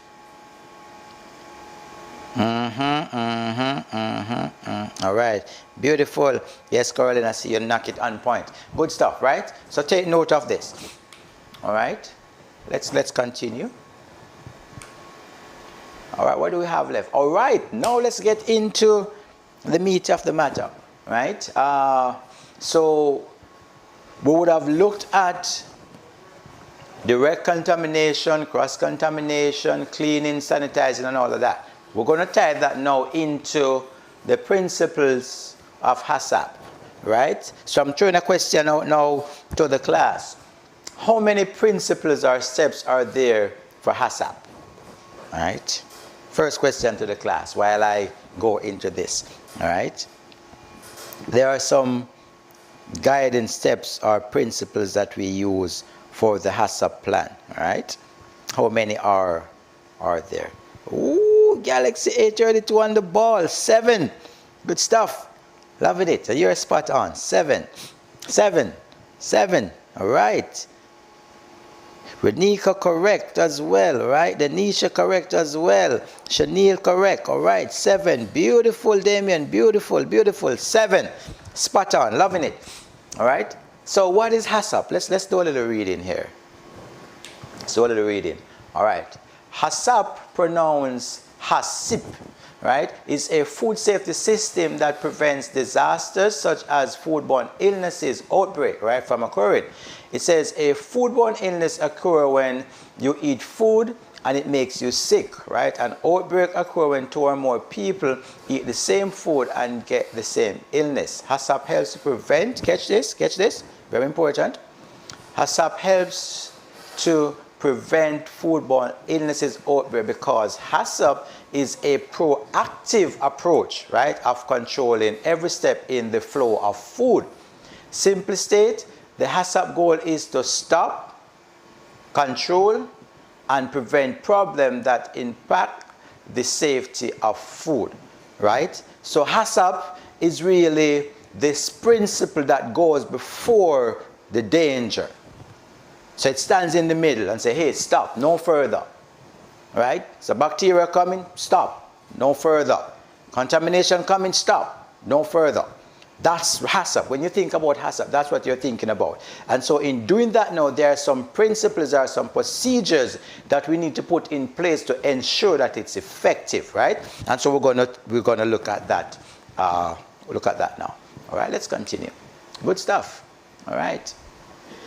All right. So let's look at the first principle of HACCP. All right. Are we enjoying class? Let me talk to me in the chat. Let me see. Are we good? All right. Are we learning? Are we enjoying ourselves? All right, you mean say conduct hazard analysis. All right, the German control. All right, all right, all right, all right, all right, all right, all right, all right. Thumbs up. Yes. All right. Good, good, good, good. Loving it, loving it. All right. Let's continue. Let's continue to learn together. Right. So I pull your energy. Right. So if you're not talking to me, then I can't perform. Right. Yeah. So I'm going to get all cranky and all of that. But the more you speak to me, the more excited I'll become. All right? Beautiful. All right, so let's continue. We're at the first one here. All right, so the first thing we want to do, principle 1, conduct a hazard analysis. Because we have to do that. How are we going to know if there is, hazard or anything present? We have to conduct a hazard analysis, right? It says the application of this principle involves listing the steps in the process and identifying where significant hazards are likely to occur, right? The HACCP team will focus on hazards that can be prevented, eliminated, and controlled by the HACCP plan. Justification for including or excluding the hazard is reported and possible control measures are identified. All right, so let's break this down. Let's break this down now, right?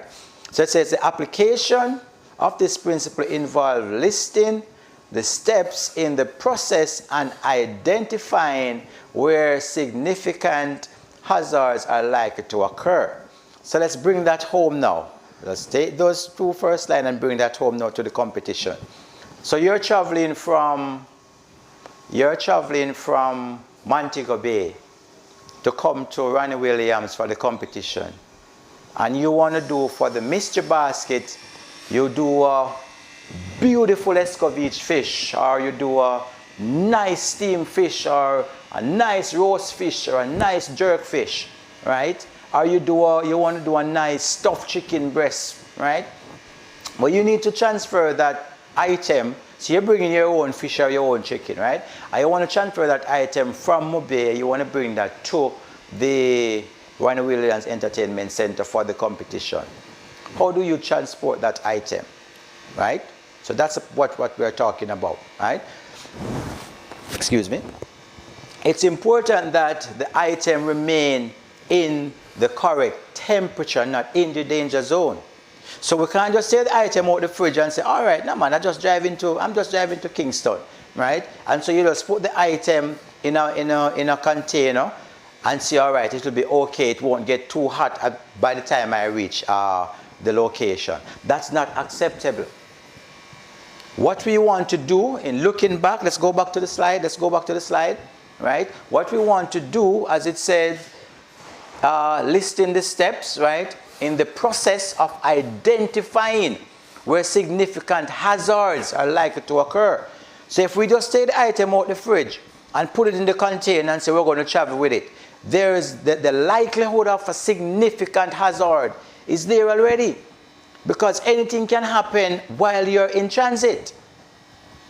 The item that you're saying, look, this item is cold enough, and by the time I reach it might still be below within the required temperature zone, right? The 41 or below. Anything can happen while in transit, and that item gets into the temperature danger zone. You can no longer use that item. So what do we do now? We're going to look at the preventative measures, but since we're talking, I'm just going to share the entire how we would go about it, so when we get there it's much easier. So what you want to do is get yourself some ice.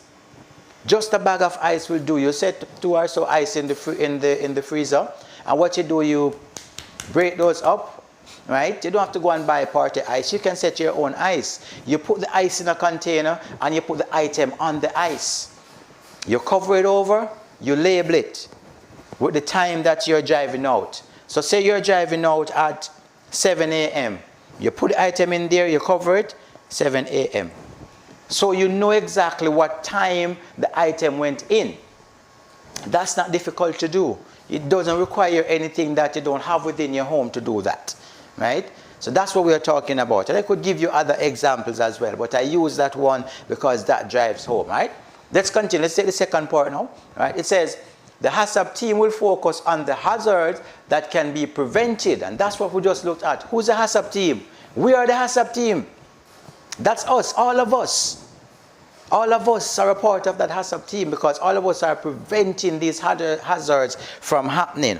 All right, so all of us are a part of the HACCP team. So when you get to the competition, and when we're doing the workshops, and Mrs. Jerry say, all right, where's my HACCP team? All you should be waving your hand, all right? Because we are the HACCP team, all right? Can I get a thumbs up if you're a part of the HACCP team? Let me see you in the chat. Give me a thumbs up if you're a part of the HACCP team. All right, looking for my thumbs up in the chat. Right, we're all a part of the HACCP team. All right, so we're learning together. All right. So we're back on screen. Let's finish the last aspect of this. No thumbs up from, okay, I was wondering if you are running away from me and don't want to be a part of the HACCP team. All right? Because all of us have to be a part of that. All right? So we say, let's continue. Prevented, eliminated, and controlled by the HACCP plan, right? It says a justification for including or excluding the hazard is reported and possible control measures are identified, right? So you note your thing that you put it in there at 7 a.m., right? So when you reach at Ronnie Williams, now when you pull out your item, right? And you reach Ronnie Williams, say 10 o'clock, right? 10:30, then you know of a fact that, look here, your item is still good. Once it's in temperature and we know what time, how long you have it outside while they were in transit, all right? Beautiful. So that is very important. All right, love the thumbs up. I see them going up. Nice, beautiful. All right, let's continue. Let's look at principle 2, right? Get the heading same time, right? Determine critical control points. So we said the CCPs, right? A critical control point is a point or step or procedure at which control can be applied, right, and a food safety hazard can be prevented, right? So that's critical control point, right? Prevented, eliminated, or reduced to acceptable levels. It said the HACCP team will use, which is us, right, will use a CCP decision tree. Let me touch that quickly.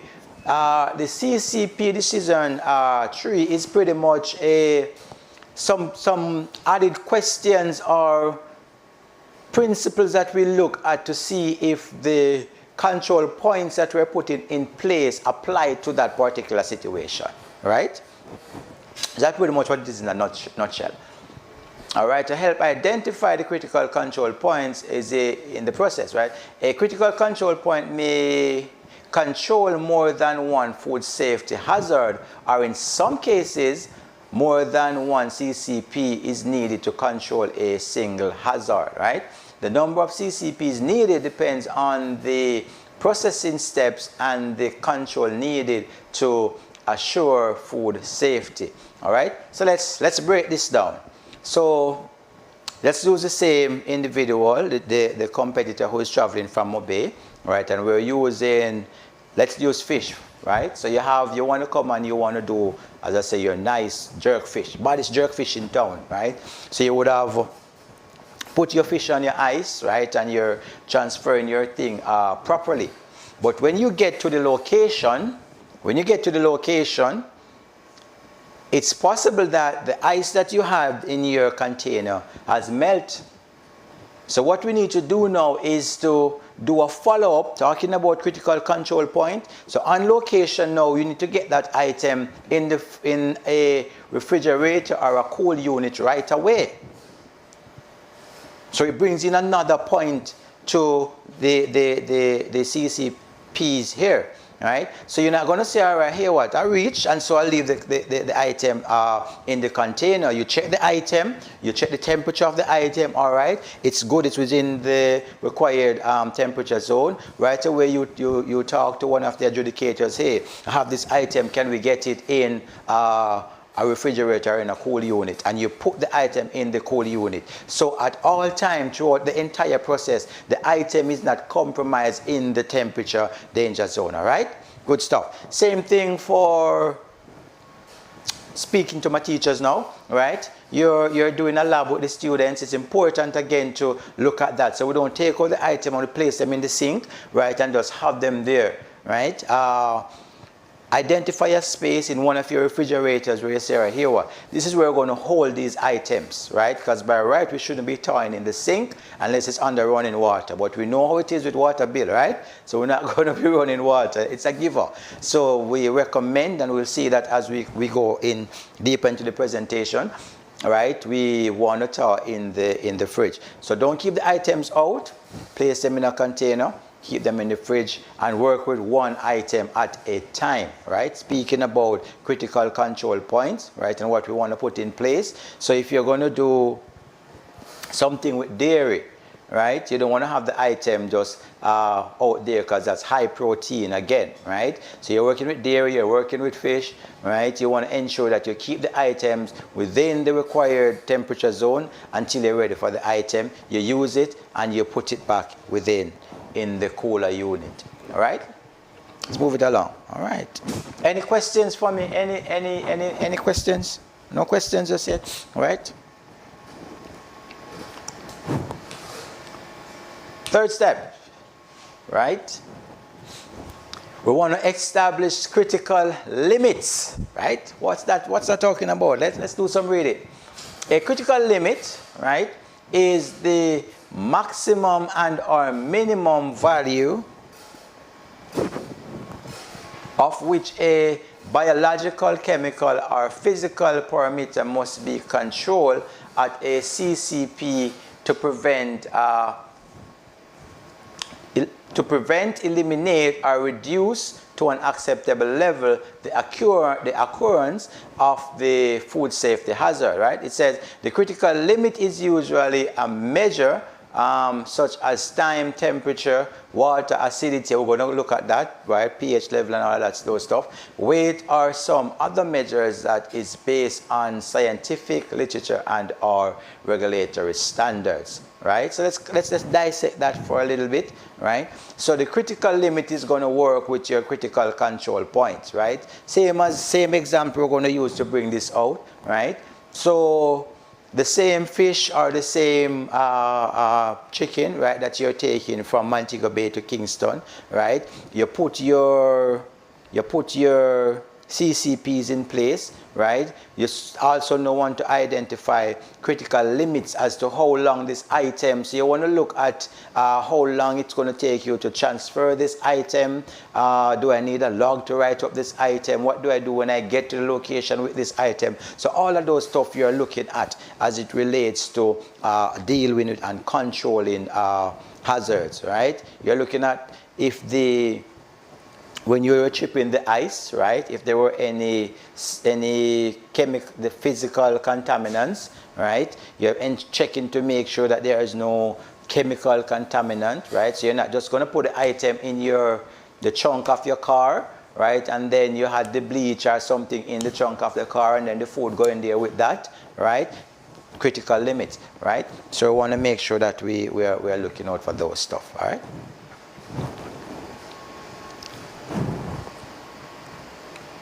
All right, let me see if there's anything in here that I want to touch that we didn't touch. Right, we're going to look at pH and those stuff, right? Yes, all right. Measures such as time, temperature, yeah, we looked at that. All right, good stuff. All right, let's move right along. So, principle 4, or step 4, all right, establish monitoring procedures, right? It says, the HACCP team will describe monitoring procedures, and who is the HACCP team? Right? We are the HACCP team. Monitoring procedures for the measurement of the critical limit at each critical control point. Right? It says monitoring procedures should describe how the measurement will be taken. Right? When the measurement is taken, who is responsible for the measurement and how frequently the measurement is taken during production. Right? So in bigger operations, you'll find out that there are persons who are quality control and they will, look at some of these things, right? As to how often you do a log for your buffet line, stuff like those, right? How often you take the temperature for your refrigerators, how many times a day, right? Those kind of things.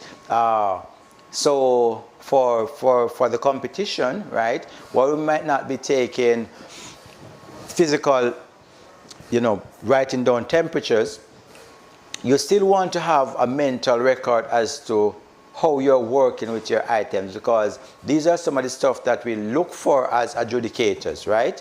Which deems to say, can we taste your food or no, right? How you transfer the food, how you prepare the food, right? What you're doing during the preparation of the food. Are you washing your hands enough, right? Are you labeling stuff? All of those stuff comes into play, right? So your critical limits and all those stuff. All right, let's move it right along. Man, not getting any questions. I'm losing energy. I need questions from you, right? All right, let's go to principle 5 or step 5. All right, establish corrective actions. Right, this one is big. This is where sometimes we falter, because sometimes the corrective action requires discarding the item. Right? I'm going to share something that discussion I had recently, a discussion that I've had several times. I'm going to share with you. Let me read this first. It says, corrective actions are the procedures that are followed when a deviation in a critical limit occurs. The HACCP team will identify the steps that will be taken to prevent potentially hazardous food from entering the food chain, right, and the steps that are needed to correct the process. This usually includes identification of the problem and the steps taken to assure that the problem will not occur again, right? So we want to prevent any reoccurrence, all right? Catch this one. I'm going to give you one that hits home that we can all relate to. So I was having a conversation, talking to a team, and I've had this conversation quite a few times, and I know it might get the chat bubbling, right? So you have, let's use fish. Fish is a popular one. You have the fish, and you say you're going to cook the fish, but the fish smells, and you're getting a, as we would say in Jamaican term, the fish smell raw, or you're getting an odor from the fish, right? So you say, no, you're going to wash the fish now with some lime, right? Are you going to use some vinegar to wash the fish? So my question to the class this afternoon is, if the fish or the item, right, is carrying an odor, is that item healthy for us to eat? Because from my teachers, we know that what we teach our culinarians is that the fish should have a fresh sea smell, right? The chicken is almost odorless. So if the item is now carrying that odor where it requires you to now get a acid, right? Or something, as we would want to say, to cut the odor, then how is that item now healthy for us to eat? Something for us to ponder, all right? Because we need to start eating healthier, right? Eating healthy is not just about eating vegetarian or vegan food. Right? I'm big on those things, right? But it's not just about that. It's about the whatever item that you're eating. How is the item prepared? How was the item before you prepared it, right? And so it brings into focus what we're talking about right here. Let's look at the slide again. Let's look. Let's read this closely and dissect it, right?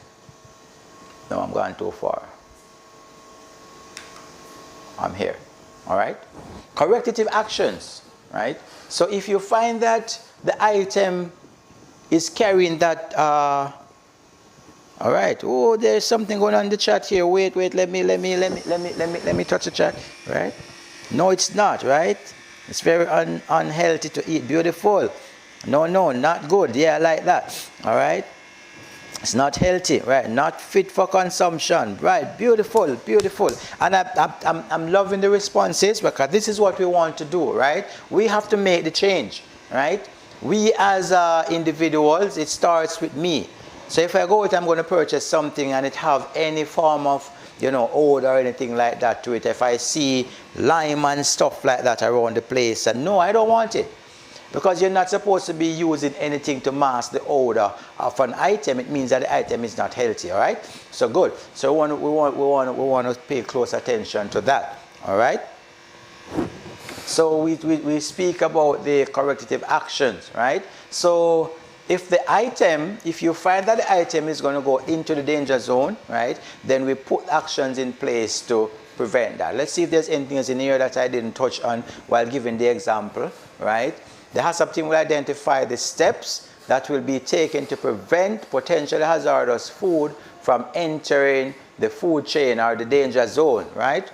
And the steps that are needed to correct the process. So we're not just going to say, all right, we don't want it to enter. What do we need to do to prevent this item from entering the danger zone, right? It's talking about established corrective action. So say, use the same example, traveling from Montego Bay with your fish, right? If you realize that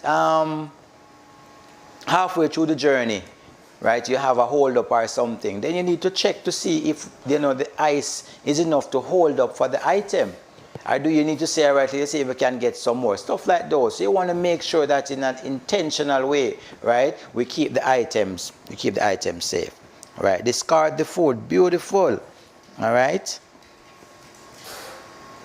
Not good for health. No. All right. So we don't want to put it. So catch it now. This one is important, right? I'm going to take the response here, place in the freezer. Is this in relation to speaking if the item have an odor? Because that's something else that I've seen again as a chef that we don't recommend. If the item, you can't refreeze the item to get rid of. It means, so this is it. Let's break it down before we even go into, because we're going to cover bacteria and all of those things, right? This is it. If the item reaches a stage where you're getting that odor, it means that bacteria have already entered the item. It's a given. So you can't freeze it. Remember now we have bacteria that the cold don't kill them, We talk about aerobic and anaerobic bacteria, right? So you can't refreeze the item and say, all right, if I freeze the item, then it's going to be good for consumption. No. When you thaw the item, it's still not going to be good. So we discard the item. And I'm hoping that we are not just listening to this presentation, right? But we're definitely going to apply it to our everyday life, right? Not just the competition, but in our classrooms and in our homes, right? That we apply all of these. All right, beautiful. Let's continue. We should be at 6 now, all right? And we're doing good. We're at 5:42. We're almost home. All right. We say we want to establish verification procedures, right? It says those activities other than monitoring that determine the validity, right, of the HACCP plan and that the system is operating according to the plan, right? The HACCP team, we are the team, right, may identify activities, right, such as auditing of the critical control points to make sure that they are doing what they're supposed to do, right? Record review, prior shipment review, instrument calibration, and product testing as part of the verification activities. So what is this saying now? Let's kind of dissect this again. So say two of you traveling from Montego Bay, right? And you say, here what? I want to be the person who is going to do the validating of the thing. I want to check. So you would now ensure that while the other individual would have put the item in the container and in the car or in the vehicle that you're going to transport, one individual would take upon themselves to say, here what? It is my job to ensure that this thing is being maintained at the correct temperature. So they'll check the space, make sure there is nothing there, no contaminants in the space. They will check to ensure that the item remained in temperature, as was said in the chat, by one individual. They will check the item at intervals, right, to make sure that everything is all right. So you have to be intentional about it, all right? I want to touch on the calibration. We're going to, you want to be here tomorrow, because tomorrow we're going to look at different types of thermometers and how to calibrate our thermometers, right? The thermometers that we use in the kitchen, what we don't use in the kitchen, right? So you don't want to miss that, all right? Let's move it right along. Check temperatures, right? Coolness or coldness, beautiful, loving it, loving it. All right, good stuff. Let's knock the 7th one, all right? So very importantly now, principle 7 or step 7, right? We want to establish record keeping and documentation procedures. This is pretty much self-explanatory, right? So while you go through the HACCP plan, you want to make record, right? The public health team, when they come to the establishment, they want to make sure that you have these things in place, right? What I might do for tomorrow is to put a few, I think I might just do that. That wasn't in the original presentation, but it just came to my spirit just now. So I'm going to do it. I'll put a few logs in the presentation so we can see how to do a standard temperature log for the fridge, how and you know, simple stuff like that, right? Because these things are important, right? That's what they're looking for, and look to see if there are gaps in the temperatures, right? One of the things that we often say as chef, that the closing and the opening temperature on a log, right? And for my teachers, I want you to take this one, right? Take this back to the classroom. This is very important, right? Because let me give a scenario. You leave school in the afternoon. Let's touch the teachers before I take you to the industry, right? You leave school in the afternoon, and when you leave, the fridge is working perfectly fine. But no one took the time to take the temperature of the fridge. Something happened during the course of the night and the fridge went down. It's not working. You come in the morning, you realize that the fridge is not working. There is no documentation or record to say what time the fridge would have went down, because no record was taken. But if you have a record, then you can notice here what? It would have been between this time, because we weren't here. Sometimes, truth be told, if we're not using that particular fridge at a particular time, we don't even bother to check it, right? Same thing is true for in the industries. For those of us who want to go in the industry as professionals or who are in the industry already, for those who are watching and you want to implement these within your restaurant or your business space, right? You want to ensure that you're taking those temperatures. As I said, tomorrow I'm going to put our temperature log template in the presentation so we can see, we can have something as a guide as we discuss it, right? It's very important that we take our temperatures, all right? All right. Ensure food safety procedures are being followed. Beautiful. Definitely want to do that. All right. Any questions? Any questions? Any questions? Any questions? Let me see if there's anything else in here that I didn't touch on in principle 7 here. All right. All right. What do we need to put in the record keeping now? Let's read. A key component of the HACCP plan is recording information that can be used to prove that the food was produced safely, right? The record also needs to include information about the HACCP plan. Record should include information on the HACCP team, production, description, flow diagram, the hazard analysis, the CCP identifier, the critical limits, right? Monitoring system, corrective action, record keeping procedures, and verification procedures, right? So it might sound like a lot, but in essence, it's all of what we would have discussed. So you're leaving Montego Bay with the fish, right? You write as a part of your critical control thing, all right? Fish, 7 a.m. You might have just a sheet of paper. You write on it, 7 a.m. fishing container. Say the person who is monitoring the limit might check the item at 9 o'clock. And you say 9 o'clock, item is at 35 degrees. And you write that on the thing, right? And so you do it. So it's not something that is, it might sound like a mouthful, but it's simple procedures when we put them into practice, all right? All right, beautiful. Any questions? So talk to me now. We have gone through the 7 principles. Are we understanding? Are there any gray areas, anything that we need clarity on? Right? Give me a thumbs up in the chat if we're all good, or you can just type yes. If we're good, we see if we can cover this a little bit more before we close out for this evening. All right, Anisha, thumbs up. Beautiful. All right. All right, Monique, yes. All right, we good. I'm looking. I have quite a bit of persons. I have 79 devices on, right? Well, 78 because mine would have made 79. Well, let's take away ours. So we're looking at 1, 2, 3. So on average, 77 devices that person should be raising their hands, right?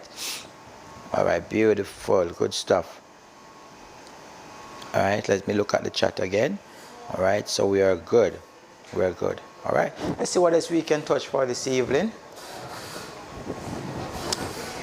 All right, let me just interject here to say, I see in the chat where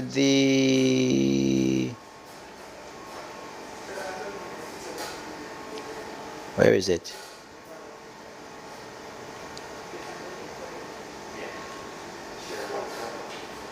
All right. Let me pull this for you. All right.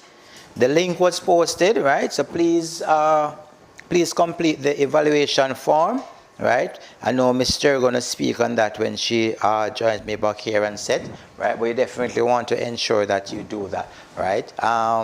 What do you want to do, Mr.? You want me to pause here so you can just finish wrap up, or should I cover up another slide or two? All right? I think we can maybe, all right? We can maybe knock another slide or two and then, Go ahead. all right? All right, all right, all right. All right. So, Mr. You're going to join me back here in 1 week or no? All right, yes. We want to thank Chef Brown. He's going to be doing another slide or two before we leave. And I'm sure you don't want to miss tomorrow because we are going to show you how to calibrate the thermometers.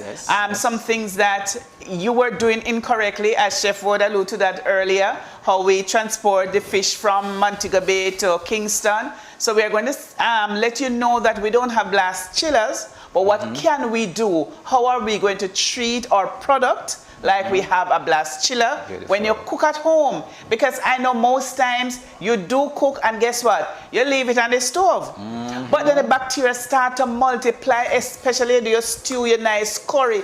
And a chef would say, him say it nicely, you know. But guess what? The Jamaican said the meat touch. Yes, right? So we want to prevent all of those before you eat, and the next thing you end up in the hospital. So we want everybody to understand that when you're in the kitchen, it is not only for the industry, but it's for the average Jamaican household individual as they prepare a meal and as they serve the meal, what they need to do, how they should treat the product, put it on ice, cool it rapidly before you put it in your refrigerator. So I'm going to allow Chef to do 2 more slides and then we'll wrap up, and I'm sure you don't want to miss tomorrow. It's going to be exciting. All right? Go ahead, Chef. Thank you, Mr. All right, so let's see what else we can knock out from here. All right. All right, so time and temperature control. All right. All right, so it's good that we're going to end here, because when we pick up tomorrow, we can go straight into the calibration and thermometers and all of that. So we're ending on a good note. We're ending on a good note. I'm loving it, right? It says keep food items in the cooler under temperature until they're ready, until you are ready to use it. That is very important. So as we leave from here this evening, right, for your homes, right, and we want you to start practicing now. Notice we're focusing on the home, because you're coming to the competition, but practice makes perfect. So you're not going to come and be perfect at the competition if you're not practicing at home. All right? So we want to start practicing these little things in our home, right, and our workspaces, right? So let's continue. Let's continue with some more reading here. All right? So this thermometer here is showing us the temperature danger zone. So we see we have here from 40 to 140, right, in terms of Fahrenheit, and it's 5 to 60. I will say this, in recent times there have been a small shift in some of the temperatures. I know for some reading you will see where it goes up to 57 degrees Celsius. For the Fahrenheit side, something you will see it say 41, right? But in essence, this is a safe zone that you want to stay in, right? So you want to be 40 to 140. We can stay there, right? So if you allow any of your food item to go within that zone, what happens now is that the bacteria, right, they're going to come now and they're ready to start to multiply. And there's something I'm going to throw in the mix to leave you with, so you can go and do some research and ponder on it. I remember sharing this with some of my students, and when I said it at first, they didn't want to accept it, right? But did you know, and think of this, the reason why it is said, and when you go and do the public health training, right, they will say to you that, you know, we as humans are, you know, the biggest carrier of bacteria, right? The reason is that our body temperature is almost smack in the middle of the temperature danger zone, right up there in the 90s. And so we are big prime carriers of bacteria. Hence we have to wash our hands often. Because we are smack, we live, we function, we're in the danger zone. We're going to look at that tomorrow in depth. But I just wanted to give that, so you give it some thought. Why it's so important for you to wash your hands often. All right? Let's continue. Let's knock another slide or two. All right. So we are now saying as well, oh, where did I go? All right, yeah, so we touched that. All right. Potentially hazardous food, right? So we're now going into temperatures and calibration and all of that. That's the realm we're going into now, right? So we have looked at the contaminations and how to sanitize and clean all that. We look at the HACCP plan. Now let's look at how we go in now and talk about temperatures and hazardous foods and all of that. That's where we're at now, right? Exciting stuff. So it says a potentially hazardous food, or PHF, right, is any food capable of allowing germs to grow rapidly, right? PHFs have the potential to cause foodborne illness outbreak, right? They are usually moist, like watermelon, and we're going to touch on this one, right? Someone might say, but how is watermelon how can watermelon be a potentially hazardous food, right? The whole watermelon is okay. But once you cut that watermelon, right? Yes, different thing. We're going to look at that. Not giving away everything this evening, Mr. I want him to come back tomorrow, right? So we're going to look, slide back on the screen, please. We're going to look at that, right? Watermelon have lots of protein, right? It's like our dairies and meat do not have very high, but are very low in acidity. Catch it? So they are giving us a response here, right? Neutral acidity, right? Adding lemon juice or vinegar to food slow down the growth of the germs, right? You wonder why you can make the escovitch pickle. I grew up with my grandma for quite a few years, and we made escovitch pickle, and it's not in any fridge. It stays out. And you're saying, I mean, that can stay out and nothing happens to it, right?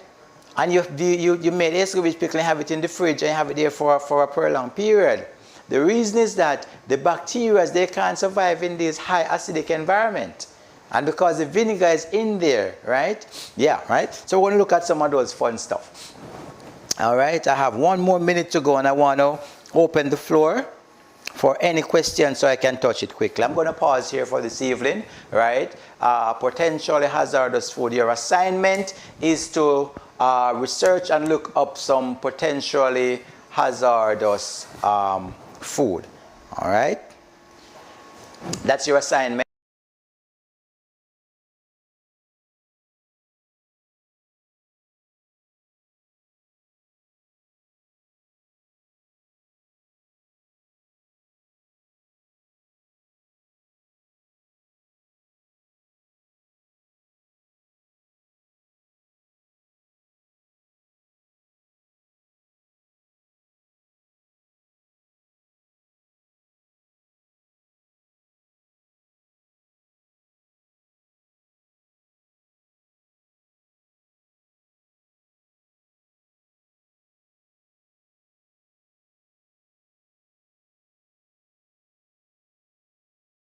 Again, tomorrow afternoon at your colleague, so we can learn together, because knowledge is power. Right over to you, Mr. Thank you, Chef. Can you put those hands together? Let me see those emojis going up for Chef Brown. All right. Someone asking for a repeat of the assignment. So the assignment is to research and look up potentially hazardous food, so you can share them with us tomorrow. Back over to you, Mr. All right. Thank you, Chef. Thank you so much. It is so good that you all stayed on and participate in this first day of the workshop. Isn't it exciting? It is. And I'm sure tomorrow you're going to learn more, and you will, I know, you will practice in your home. As you go to your kitchen to do the breakfast in the morning, you go to prepare lunch, and if you have children, you're preparing for children, now you're going to say to yourself, how do I keep this item safe for my child going to school? A sandwich, or maybe high protein food, how is it that I'm keeping it safe? So these are things that you are now going to zoom in on, and as Chef would continue and the other presenters do their presentation throughout the week, then you will learn more and you'll understand why is it that we do certain things. And because we are thinking of each one of you, we are thinking of your health and your safety. So remember now, the link was placed in the chat for you to click on to do your evaluation. Again, your email addresses and your telephone numbers, we need those because we need to contact you. Other information we need to send, and through HEART, as I said earlier, that you will be given a certificate of participation once you come on for the entire 4 days workshop. Beautiful. Clear? For the 4 days workshop, you will be given a HEART JCDC certificate of participation. Once again, I want to thank you for joining us and the team, the technical team, for the first of 4 culinary arts workshop. God bless you. Same time tomorrow evening, 3:30, and we are going to come to see and hear and learn more of what Chef and the other team members will be presenting to you. Have yourself a wonderful evening.